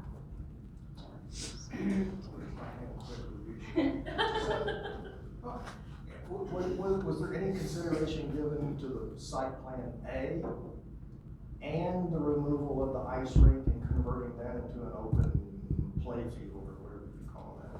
Yes, that's a good point, and thank you for asking that question, because I forgot to mention that we did bring it to the Parks and Rec Advisory Board before we brought it to the Planning Commission, and that was basically their feedback. They prefer B, but if we go with A, they would like us to essentially redesign the northern part of the park, which will be preserved. So this is only taking up, I think, 3/4 of an acre of the 4-something acres that we have down there. But they said that if we go with site A, they would like us to remove the concrete and maybe even reconsider some of the ways that the rest of it is designed. Obviously, we want to involve the community in that master planning effort, but they would like us to create more green space and open space if we're to supplant what might be used for the building. Yeah, I mean, I like Jeff's suggestion there, because while, lament the loss of any open space, like B seems like really intrusive into the park, and like that kind of almost takes away the park feel with the parking lot like right on top of the playground. So I'm inclined to support option A. So, the planning commission, the parks, if they were wanting us to use the option B and rework the rest of the park, then were they looking at like moving the tennis or basketball courts over to the open field, or do we have any idea? We hadn't even gotten that far, really. They just kind of gave direction that, so their charge, obviously, as the Parks and Rec Advisory Commission, is to preserve and enhance as much open space and trails as we possibly can. And, as we've explained to the community, we have added a lot of park space and a lot of trails in this community since South Pagosa Park was created. And obviously the people who live near there, they love it and they love having that open space. Certainly Seasoned Learning, which is leasing part of the park for $1 a year,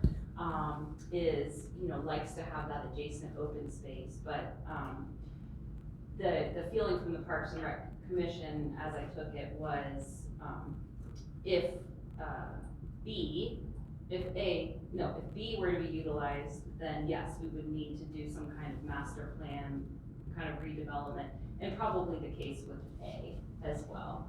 I think there's potentially some uses in that park that maybe are underutilized, and some, like maybe the volleyball court for chance, I don't know. I don't see a lot of people using it, but there may be people that feel very strongly that it needs to stay in there. But they did want to see additional, if it goes in this park at all, want to see us kind of redesign that park a little bit and really kind of involve the community in how we can make it better. Well, I would just say that we're all interested in high quality of life for our residents. Parks are a big part of that. And I'd like to see some for another site.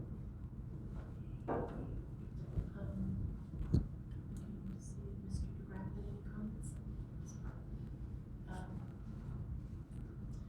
Yeah, if I could chime in, I was a big advocate for pushing forward with workforce housing, and but recently I've had a change of heart. I think that in reviewing what the planning commission said, and also some of the design stuff that was presented to us, I feel like we would be doing a disservice if we didn't look at some other options. And if other options are as simple as buying another piece of property, I think that we need to consider that. Especially because, just looking at what we were shown earlier today with sales tax revenues up 75% over just 2 years ago. Like, we need to do what we can to preserve that open space, and I would like to see us move in that direction. So one thing I had, when I ran for council a couple of years ago, I said I would love for us to look at other areas in the community to put parks. And so there's really nothing on the north side of the highway for those families. And we have Aspen Village. And so I'm wondering if we kind of trade off, if we use a little bit of this park, but we look at potentially adding parks in other areas in the future, if that might be a good trade-off. Yes. Just responding to that sounds very reasonable to me. This particular location is what, 2 blocks to Yamaguchi, 2.5 to 3 blocks maybe to the river walk. So this area cannot be said that it's underserved by parks. It is very well served by parks. But you're right, the north side is not. Yeah, and I think, Aspen Village is gonna start building out. They're getting more and more businesses, so I think the residential will follow out there as well. So we need to be looking at other areas besides just south part of Pagosa for parks. I don't know what Seeds of Learning's plans are, but my hope would be they'll be expanding in the future. The need for childcare is very high. It's very closely linked with workforce participation and getting our workforce higher, or a greater number of people in the workforce. And I'm sure that space would be for outdoor activities for Seeds as well as neighborhood kids and stuff. So I just think we need to think holistically about that. Well, I think we could include them in the plan going forward for what that part looks like. I would also like to just remind my fellow council members that development on that site did have some challenges with drainage. Mike Davis came and presented us with some of the various challenges that we're going to experience in building on that site. So, and then with moving, if we pursue an option B, moving it back into that hillside also increases costs. So I don't, off the top of my head, I don't know what those costs are, but looking at a new site could potentially be a break even or maybe even a cost savings. I think if we want to look at new sites, I think we have to give good direction to staff about where we want those sites to be. And there's just not, to me, not a lot. Yes, Jeff? That's my question. And Andrea, are there any other obvious sites we could move to?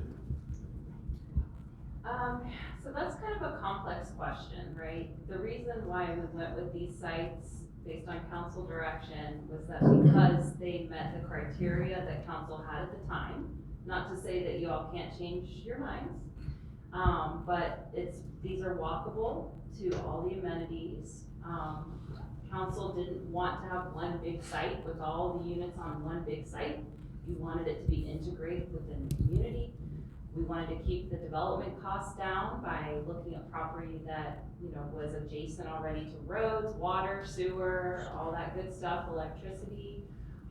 So there may be ones out there, but yeah, I guess at this point, I am getting concerned about the costs that we are incurring on development, and it's like we're designing for 3 different sites, right? So each time we change this, and even just the iterations that we've done to date with Servitas and our architects and everything, it's costing us money that we are racking up. So I would really prefer if you guys end up saying we're gonna scrap this site, that's totally fine. But then I would almost suggest that we have kind of a work session maybe. We have a joint work session next week with the planning commission. Perhaps we, as a group, talk about a handful of sites that you want us to pursue, and give us the criteria that you would consider. At one point, council really wanted these sites to be within the town and within the core area, but with the lack of good developable sites, we might have to look outside of the town limits or even uptown. I don't know how you all feel about that. So it would be really helpful for us to just get some good direction on what that criteria is. And frankly, I would like to get the planning commission's support as well. I would be concerned about bringing yet another site to them that we're spending money and time and stuff on that is then not supported.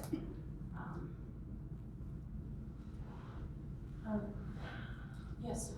I will go so far as to say that I support option A with the contingency that we remove the ice rink and convert it to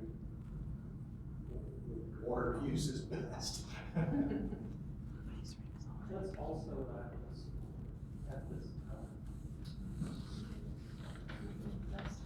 I was gonna take some public comments. Matt, did you have anything else before I open for public comment?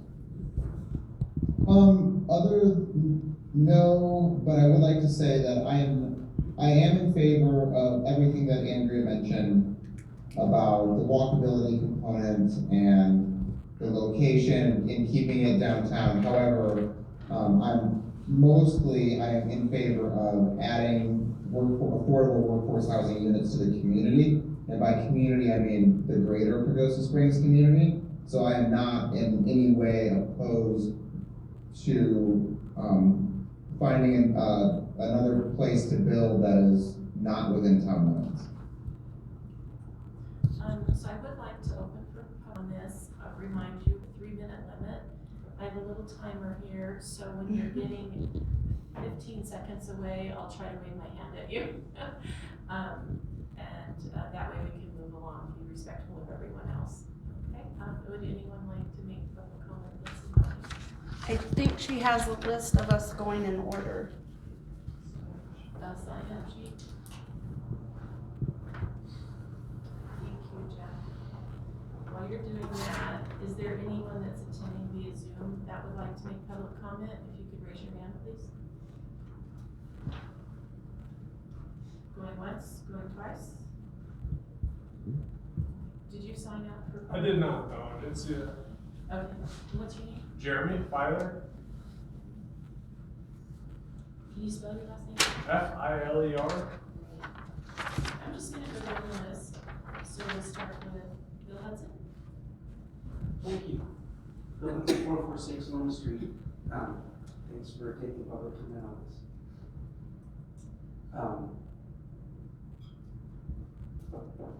I have to agree with a couple of the council members that there are other places in our community to put this housing.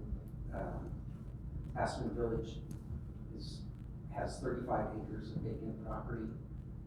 It's already some of it already has infrastructure on it. As Councilmember DeGraaf mentioned, it's possible that even purchasing property would come out better because of the drainage issues that are on the South Pagosa Park parcel. I'm just scanning the assessor's map. There's a lot of vacant property right downtown. They're smaller lots. They would have to be smaller smaller than the half acre projects. Some of them are only 2/6 of an acre. Some of them are a little larger than that.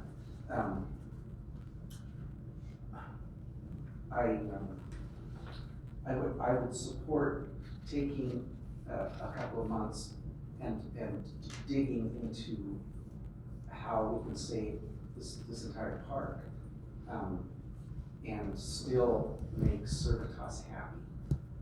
with giving them the full 64 units that they want to build. And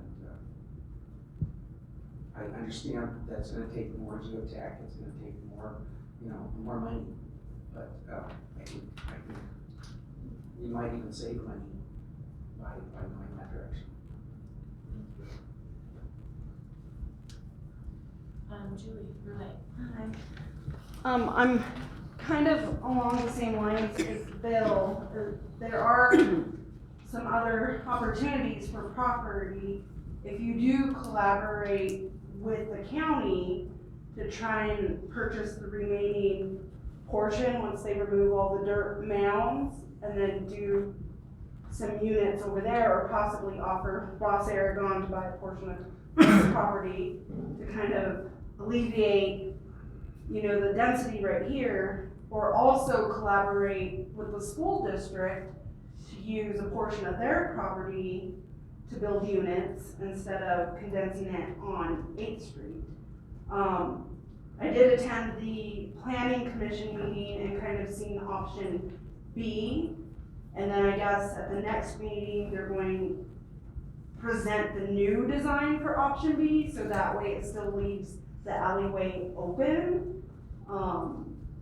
So I really can't comment much more until I see what that design looks like, but if you do choose to build on 8th Street to go with option B, since the pickleball courts and ice rink are already being moved down to the sewer lagoons. So then that way it preserves that little park on the corner.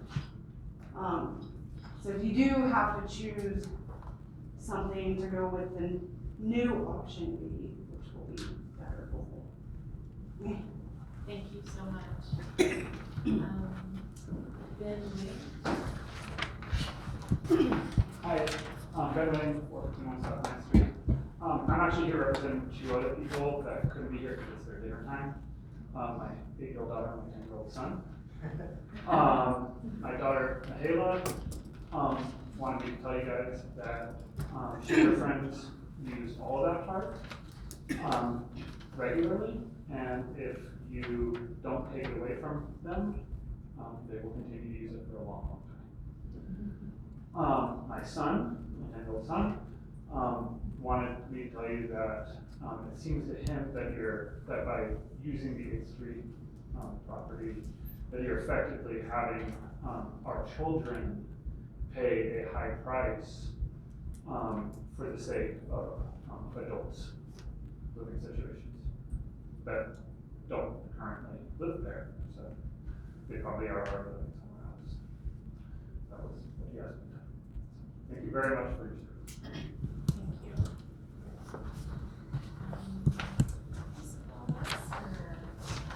Hi. 575 South 9th Street. I've been to meetings as well, and I'm in no way, shape, or form in favor of Site A.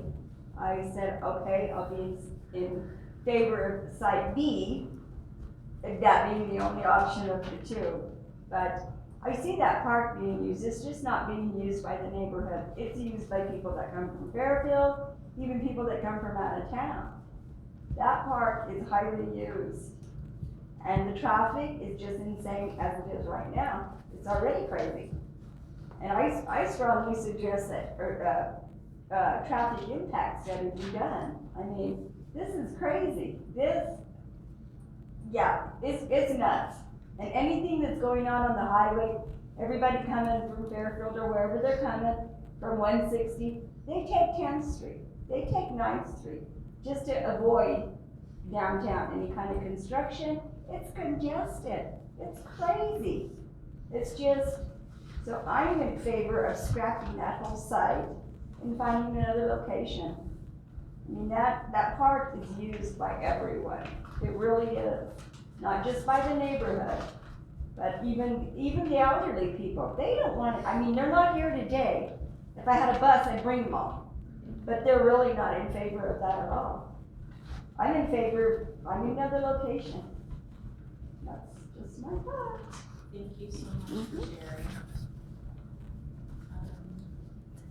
Jeremy, Hi, yeah, I just wanted to make a comment in regards to the new short-term rental, fees or taxes, however they come out, and, just wanted to, I guess, kind of explain, I know I can't change anything, but I'd like to at least, voice my opinion that, you know, so my wife and I, we have 4 short-term rentals across the state. We're very familiar with, you know, different, fees and taxes across the state and different municipalities, whatever.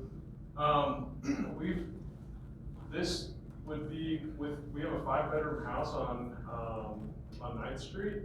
This would be about 20% of our gross revenue. And, you know, if you are interested in real estate investing at all, you know that, like, you know, that's, you know, that outweighs what like an average return would be. So I guess what baffles me, Mr. Posey made a comment earlier that I'm glad he did actually, but it was, I can't remember word for word what it was, but it was something along the lines of that he thought some of the mom and pops would sell and there'd be, you know, corporate people would still be around. And, you know, I think he's right. I think the rules, I think they go after a person with a $500,000 house, such as myself, 5 bedrooms, way sharper than they go after somebody with a 3-bedroom $1 million house. So, and I just don't see any consistency with fees across the state. Aspen was brought up earlier by the lawyer, or prosecutor. Aspen doesn't charge anywhere near this. Aspen charges, well, he wasn't comparing their fees, I don't think, but I mean, we're just talking about Aspen's one of the most mature short-term rental markets in the whole state, and they're at 11.3 on their tax percent. They've got a few fees on top of that, but it doesn't come out to more than 12%. And I just don't see how this is, I mean, when there's the whole motion is being set to provide affordable housing to low income.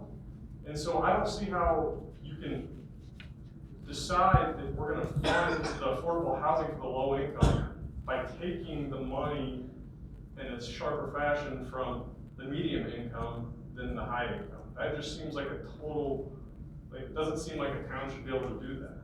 It's, that's all I got. Thank you. So we will close for public comment. So Andrea. Yes. Follow-up question. Maybe this is for Andrea, maybe this is more geared towards the Civitas representatives, but, you know, if we were to move to a different site that was potentially larger,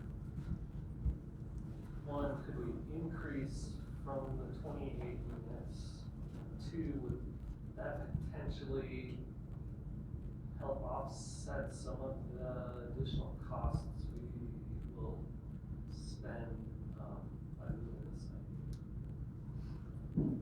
I guess, does increasing the size of the project help offset some of the costs? Yeah, I think so. Obviously, you know, we might, depending on what site we choose, we'll have costs to purchase, we'll have costs for infrastructure potentially, and then new site development costs and everything.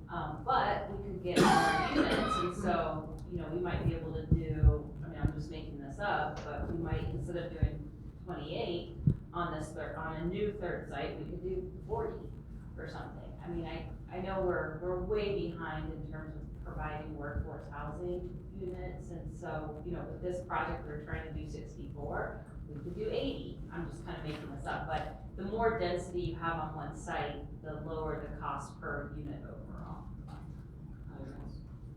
Other question would be, as long as we're in an agreement with them, some fashion, does moving one site stop construction on the other 2 sites from continuing to move forward? So I don't know if they want to weigh in on this, but my understanding is that, you know, you really want to try to bundle it so that you can, you know, do the mobilization costs at the same time and have, you know, the concrete poured here, and then they go over here and then here. And then also closing costs and all of that with financing. It's probably better to just do it all at once, but, yes. Yeah. So I think there is savings. And, and here's the thing, I mean, overall, with this project, Servitas is gonna do whatever the council directs, right? As long as they have a certain volume, but they'll make it a Cadillac version if you guys want. It's just gonna add to the bottom line and the overall cost, which then gets passed on to the renter, unless we can come up with some serious subsidies. So, they'll build whatever we want, basically, but it's gonna affect the pro forma. If we change, the AMI requirements from 60 to 120, because we've got the new ballot question A that covers below 100, if we change it to 100 to say 160, does that change the return on investment for Servitas, and therefore perhaps they would do 2 young units and not do the South 8? My gut is that's not gonna bring enough funding over the life of the project, just from our previous meetings. I don't know if Derek or Garrett, wanna weigh in on that?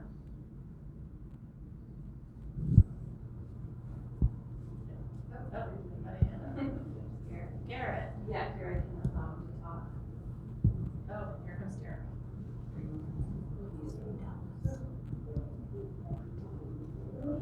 Garrett, you're welcome to go ahead. Can you guys hear me okay? Yes. Yes. Okay, good. The short answer is we're going to study whatever you direct us to study. We are focused on making sure that rents are attainable for the workforce. Anything that the town decides to do that would increase development costs will be burden on the workforce. A rent burden on the workforce. Does changing the AMI requirements from 100 to 160 change or improve your ROI? It does, but I think the goal needs to be, how do we keep the development affordable?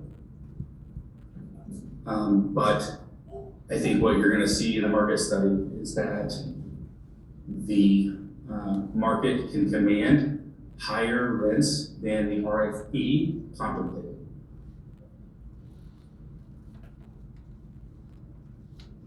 Yeah, and Jeff, this is Matt chiming in. I don't really like where you're going with this. The focus in getting into this is on that 60 to 100% AMI bracket.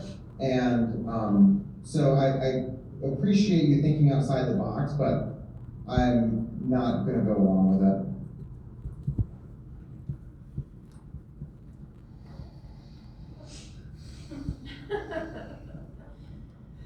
So,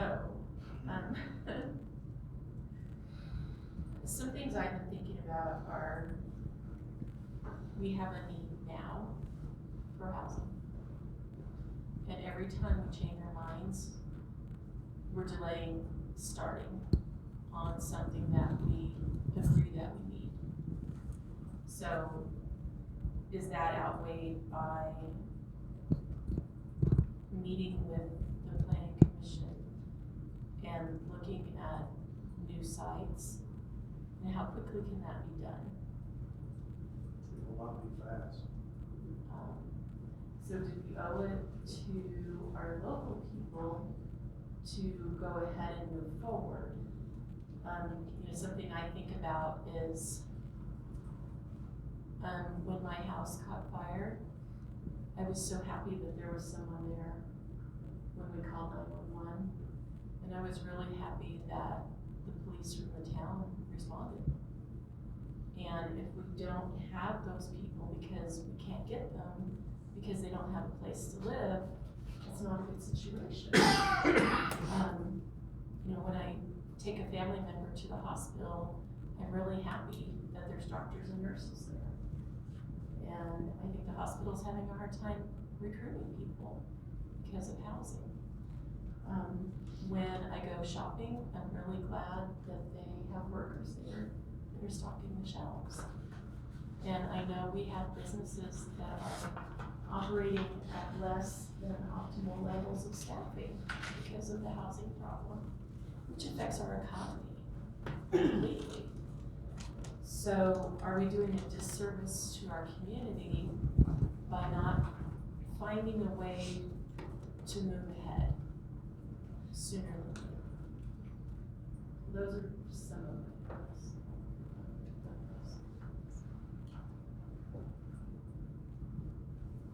I don't know how we reach a consensus, but I'm still in favor of option A with converting the ice rink to play fields or whatever the right thing is to do.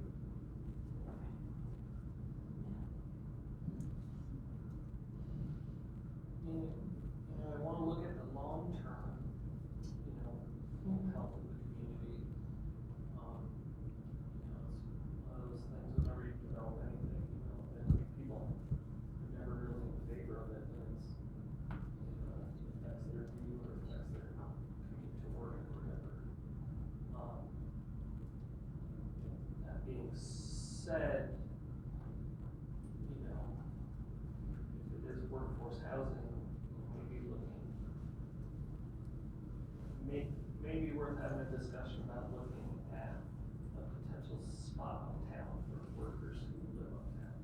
You could still get the walkability, the other things we're looking for, just outside of Collier, so. Do you need for this one or for future?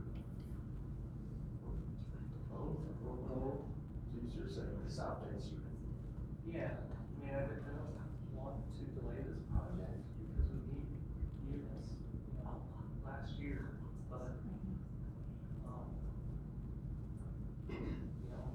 having a discussion with the plan, getting the community on board, when the neighborhood's against it and our planning commission is against it,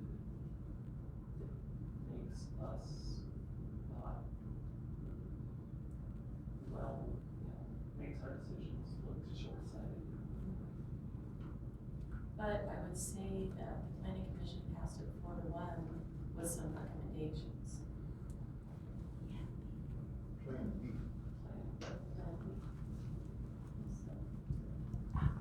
Are you still, you're on the planning commission still? Yes, Do you want to say anything? I'm not sure, quasi judicial issues, Okay. I should, I'd love to. Okay. Well, thank you for pointing that out. Yes, I just don't like it. They're revising the design.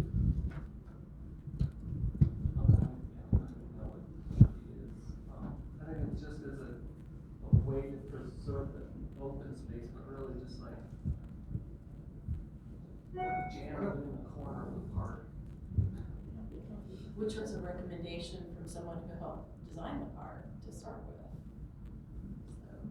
I think back to things like Cotton Bowl Park and the process the town went through in getting the community impact and listening to them, developing something that everybody was happy with, And I think the urgency we're feeling will seem not so great when we're looking back on these units we have somewhere in town, We took an extra month or two to get it right.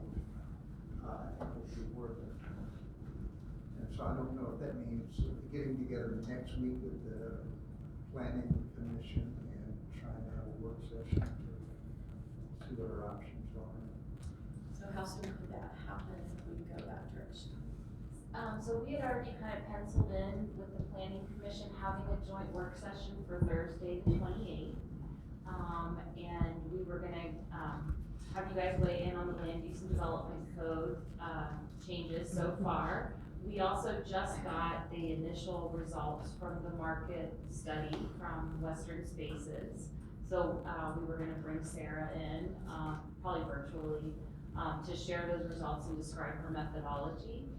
And it might be good for both boards to hear it, and then, maybe we could talk about some direction on additional sites there and kind of just give some criteria so that we're not kind of all over the place, because you know, I'll be honest, ever since, you know, we've been working on this, this site, you know, realtors are sending me different sites, and I'm hearing from different people in the community. And it's not to say that they're not bad, that they're bad ideas, but we need a filter through which we can kind of investigate these, and I need to know what the planning commission and the council finds most important, you know, and how much are we willing to spend, and I guess to Mayor Pierce's point, are we okay with delaying the start of this project? We were trying to kind of move on this schedule, to potentially finalize, the land use approvals and everything. We've already gone pretty far down the road with design, initial design and development. And then the next step was gonna be financing and potentially breaking ground as soon as, you know, late summer, fall. But I think if we delay it, which, you know, that's fine, if we wanna really do our due diligence and look at another potential third site or what have you, I think we're looking at potentially not breaking ground then until, 2023, and, you know, maybe that's okay. It would require us to redo or do an amendment to that pre-development agreement and change that schedule and everything, and I think you all understand that we're gonna be then incurring additional costs, you know, but, you know, as long as council is okay with that, then, you know, we could have that conversation with the planning commission as soon as next week on, you know, where we might wanna go, with next steps. Can you give a ballpark estimate for what those additional costs might be? No. No, I'm sorry, because it really depends on what the site is and what the infrastructure costs are, and, you know, that kind of thing, whether we are. If it's $2,000, then who cares, but if it's like $80,000 or $150,000, then well. So I'm kind of hearing that we are thinking we might like to meet with the planning commission next week and discuss the project. Yes, absolutely. And I'll set one up here to represent my interests. I'd be fine with this project going forward as is, but, probably heard 10 people, friends, community, who are in favor of the 8th Street. Yeah, is that the direction you need? Yep, so we'll go ahead and then pencil that in, or plan for Thursday the 28th, and certainly the community's invited to that, to at least listen in. Typically in work sessions, you don't allow comment, but it's however you wanna do it. And we'll be prepared to, have Sarah present the market study results, be prepared to talk about potential other sites, and, also talk about the status of land use and development code. And just so that I'm clear, and maybe James can help me if he's still on there, but we had gone ahead and advertised that a revised site B would be coming back to the planning commission on Tuesday the 26th, but, you know, we'll just table that item then at this point. Sounds good. And so then I'm looking at agenda item 11, and I feel like we've covered that. Yes, thank you As guys. well. Yeah, I really appreciate your feedback, and I appreciate the community's feedback. You know, I know that this is it's a tough decision. There's trade-offs with any of these decisions, so there's been a lot of good public engagement around this. So we'll move down to public comment, which was Mr. Adams. Yeah, thank you. My name is Peter Adams, 334 South 7th Street. Council members, there. So, as I mentioned, I'm not here representing the planning commission or anybody whatsoever, and I will not address anything we talked about earlier this evening. So, as to avoid quasi-judicial issues. I'd like to offer another alternative site, which is right in town, but not in town. It's right up on Tree Hill Road. And as you go up Tree Hill Road, before you take the turn and go south, the property on the right-hand side, town owns 5.8 acres up there, most of which is high and hilly and everything else. It's very expensive to develop. The lower part of that property, as you look at it, I encourage you all to just visit there. When you go there, there's two driveways, and there's a fence line between the driveways. It's the first driveway. as you go up that driveway, there's, immediately on your right, there's a lower level. You go further up, and there's kind of an upper bench up there, which is basically occupied by other friends to them. It's a disposal business, and also he's got his horses out and stuff like that. I visited the site a couple times, and being a builder and developer, I think it's got tremendous potential. You know, you can, on the first bench, you can put 28 units. On the second bench, you put 28 units. Maybe a party wall in between, or a retaining wall of some kind. So please take a visit there. A couple other things about it. It does have water, it does have electric, it does need sewer, which is 400 feet, downhill, down the road, which we can tap into. Downhill is good. And there may be a possibility that you need a sewer manhole. But also regarding neighbors, there's not that many neighbors, are pretty up top. So I don't think you get too much, neighborhood backlash on development there. And also within, recently new developed LUTC things, which are actually still in process, but I think we can avoid some of the infrastructure, costs there.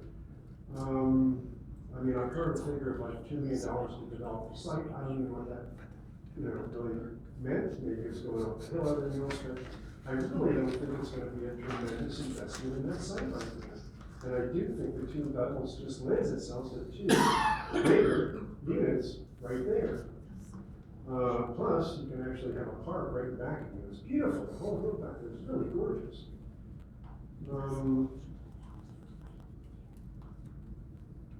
So, Mr. Adams, did you say there is water to there? Well, yes, there's water on the site. He's watering his horses, and there's also electric.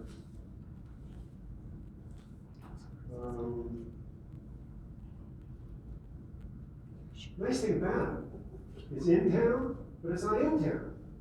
And it's not that far away from, schools and everything else we provide downtown. It's right there, and to me, it's like kind of a no-brainer. Really think it's worth a serious another look. Let's see, I think that's really, I think we can have a drive going up for future developments. We'll sit on it for 10 years, and when it's, you can really afford it. And also, I think there's a possibility of getting into it from the top. When I look at the tax maps and stuff like that, I think we can get into the top of that too. Okay. Anyhow, I just wanted to encourage you to take, maybe between now and our meetings with the planning commission, just go up there, drive around. Plus, Lucero is the man who's renting the property right there. He's a nice guy. He's not always there, but. And when you go up top, there's a lot of garbage up there, all kinds of stuff. Just imagine that all going away. And you look at the platform that sits there, and what might be done to the lower part. So to me, looking at it from a developer's builder point of view, there's the dirt work, cutting that hill over there right now, and you know what it takes for dirt work? It's a piece of cake. So I would appreciate it if you look at it and consider it. Thank you. Thank you very much. Shari? It looks like. Shari, we didn't have a sign-up sheet for the end of the meeting. Right. Just Can one I- second. Can I have someone on. Oh, we have someone. That has their hand up. Robert Strong. First. Just promote him. Thank you. Great, Mr. Strong, you ready to go?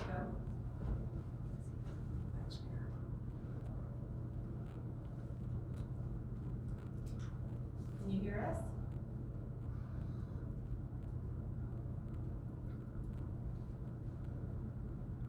Mr. Strong? It looks like you're muted. Are you talking to us?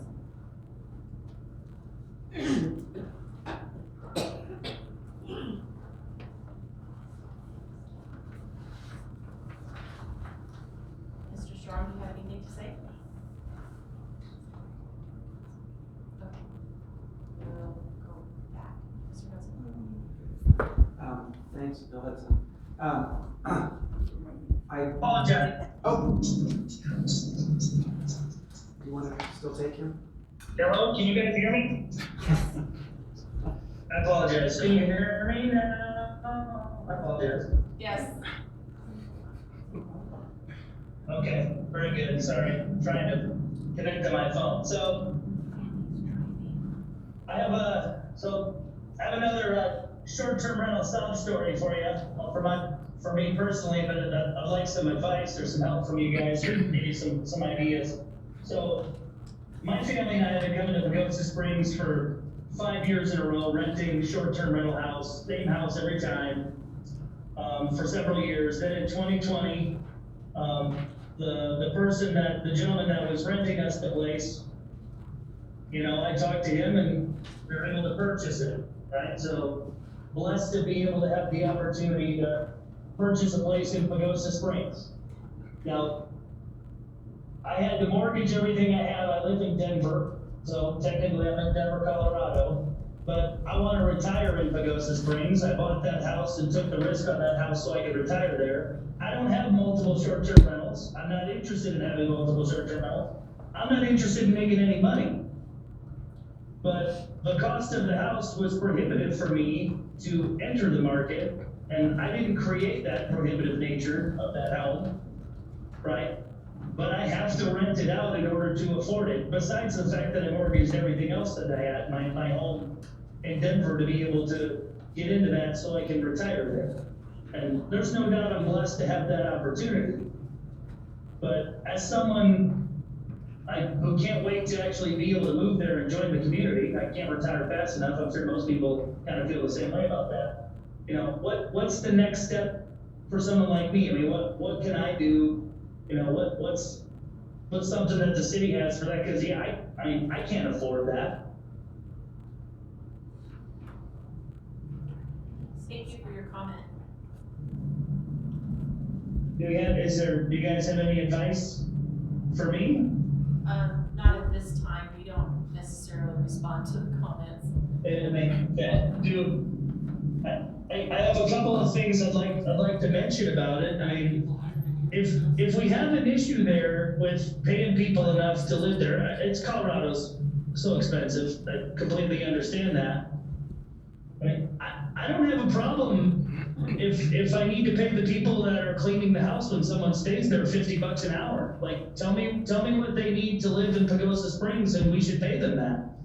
Let's establish a minimum wage. You know, I have no problem putting the money directly into the hands of someone that's actually doing the work where it can do the most good.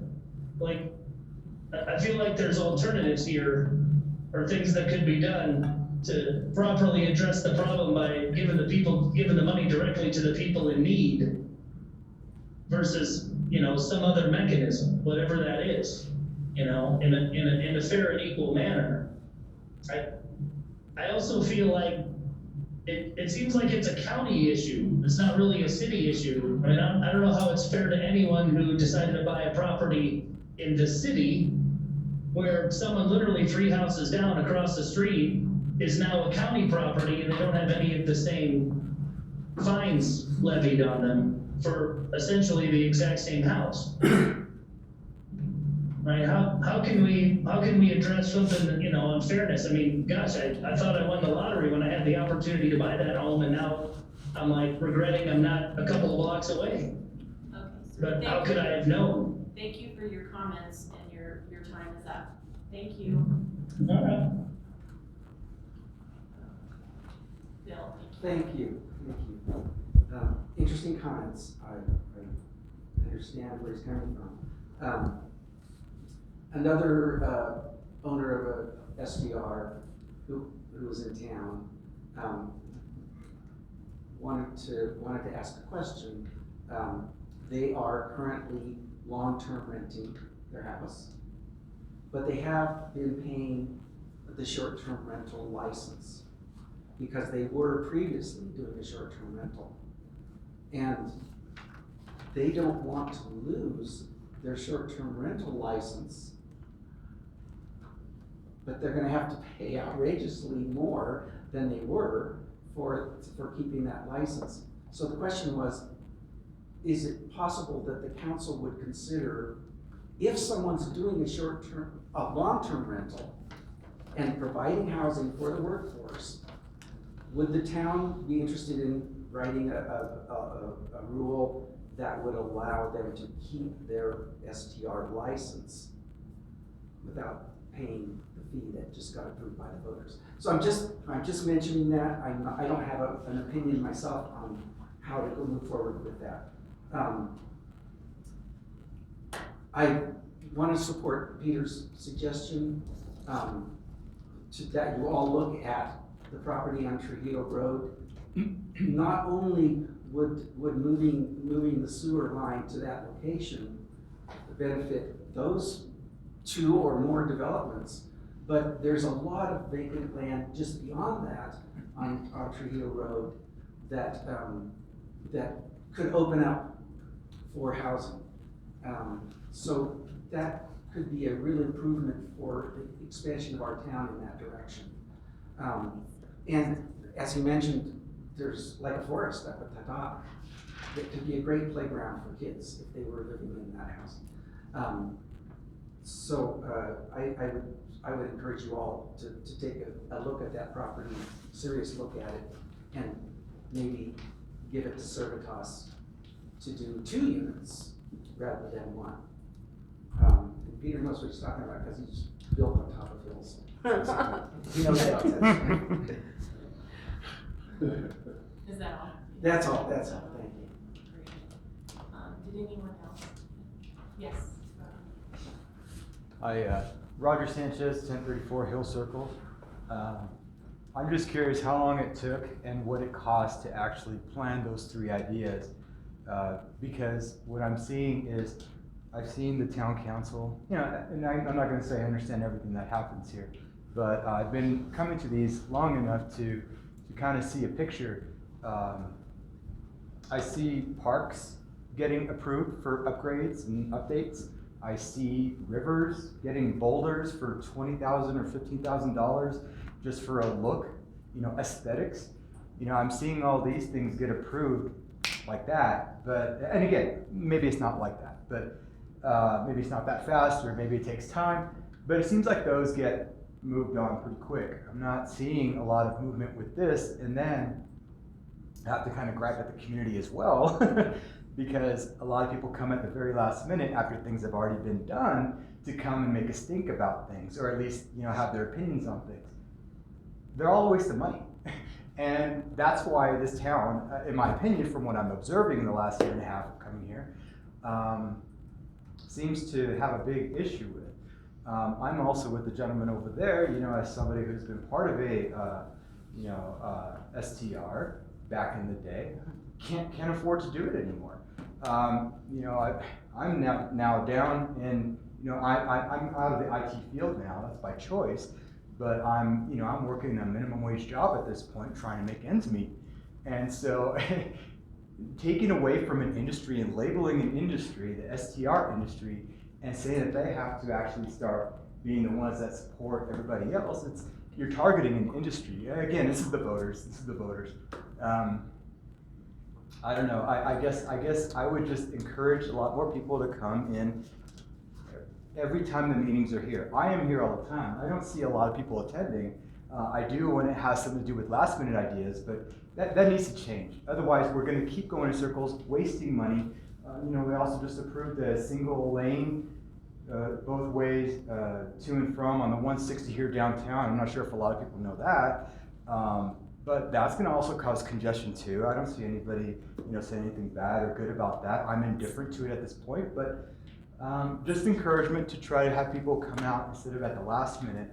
You know, just maybe do a better job of pre-planning things. I don't know. I'm not perfect either. I can definitely say I'm not going to do as good a job as anybody else here, but I'm just voicing my opinions. I see a lot of things going back and forth. I appreciate everybody what they're doing here. I love my community. Just want to see everybody succeed and spend less money. So thank you. Thank you very much. So I was planning on attending the May 21st meeting. So is that the 26th? So is there still going to be a meeting, and you see the design option for B and also True Hill Road? And then will that be presented to town council on May 3rd? Want me to answer that Sure. So I think what we're gonna do, Julie, is, just kind of put that option B on hold. So it sounds like the South Pagosa Park, both A and B, is on hold for now, because we don't wanna spend additional funding, trying to, redesign that. So, what we're gonna do is have a joint work session on Thursday, the 28th, with the Planning Commission and the Town Council. And of course, that's open to the public and everything. And it sounds like at that point, we're gonna get the results of the market study and talk about potential other sites. And I will bring the Trujillo Road cost estimate that we got to develop that a few years back. And we'll hear from folks on both boards on other potential sites that may come about. So it sounds like on the 26th, since we've already noticed it for the Planning Commission, probably what we'll have to do is just introduce the topic and then just continue it essentially. And then when do they have their second reading to finalize yay or nay with these three, with Servitas being involved building these projects? We don't really have a second reading, so I think it will be, once we have that meeting next week, then we'll see what our next steps are gonna be with that. Okay.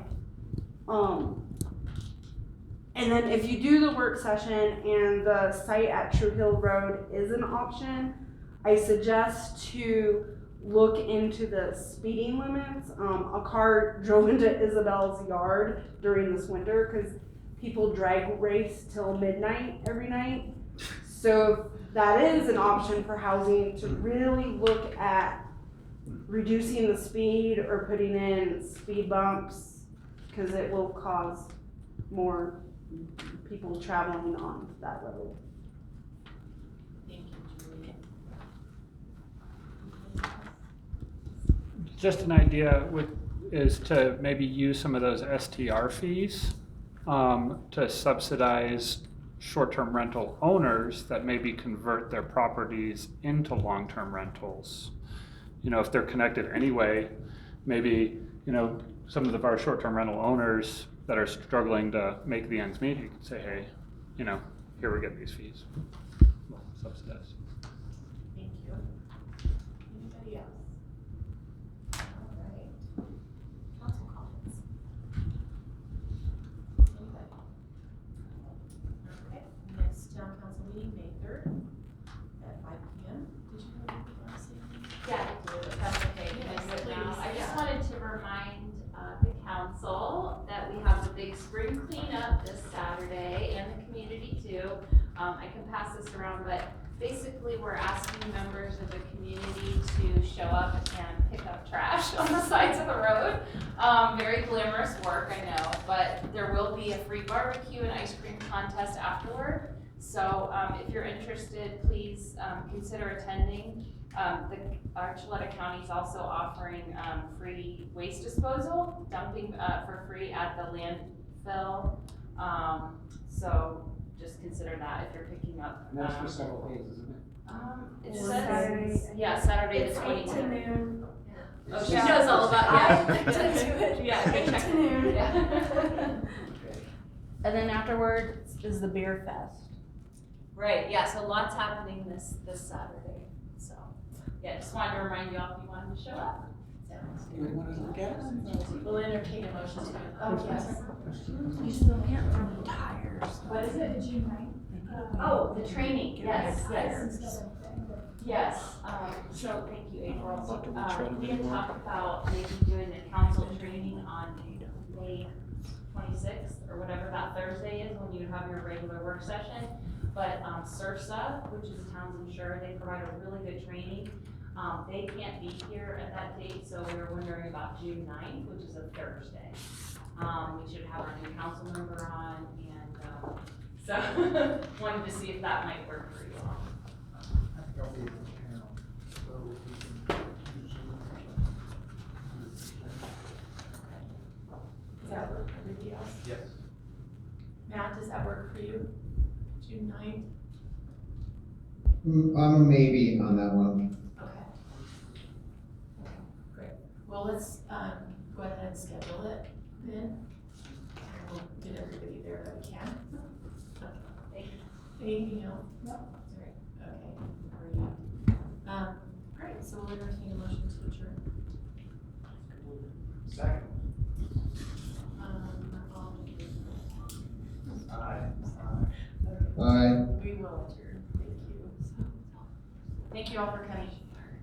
Time on the training.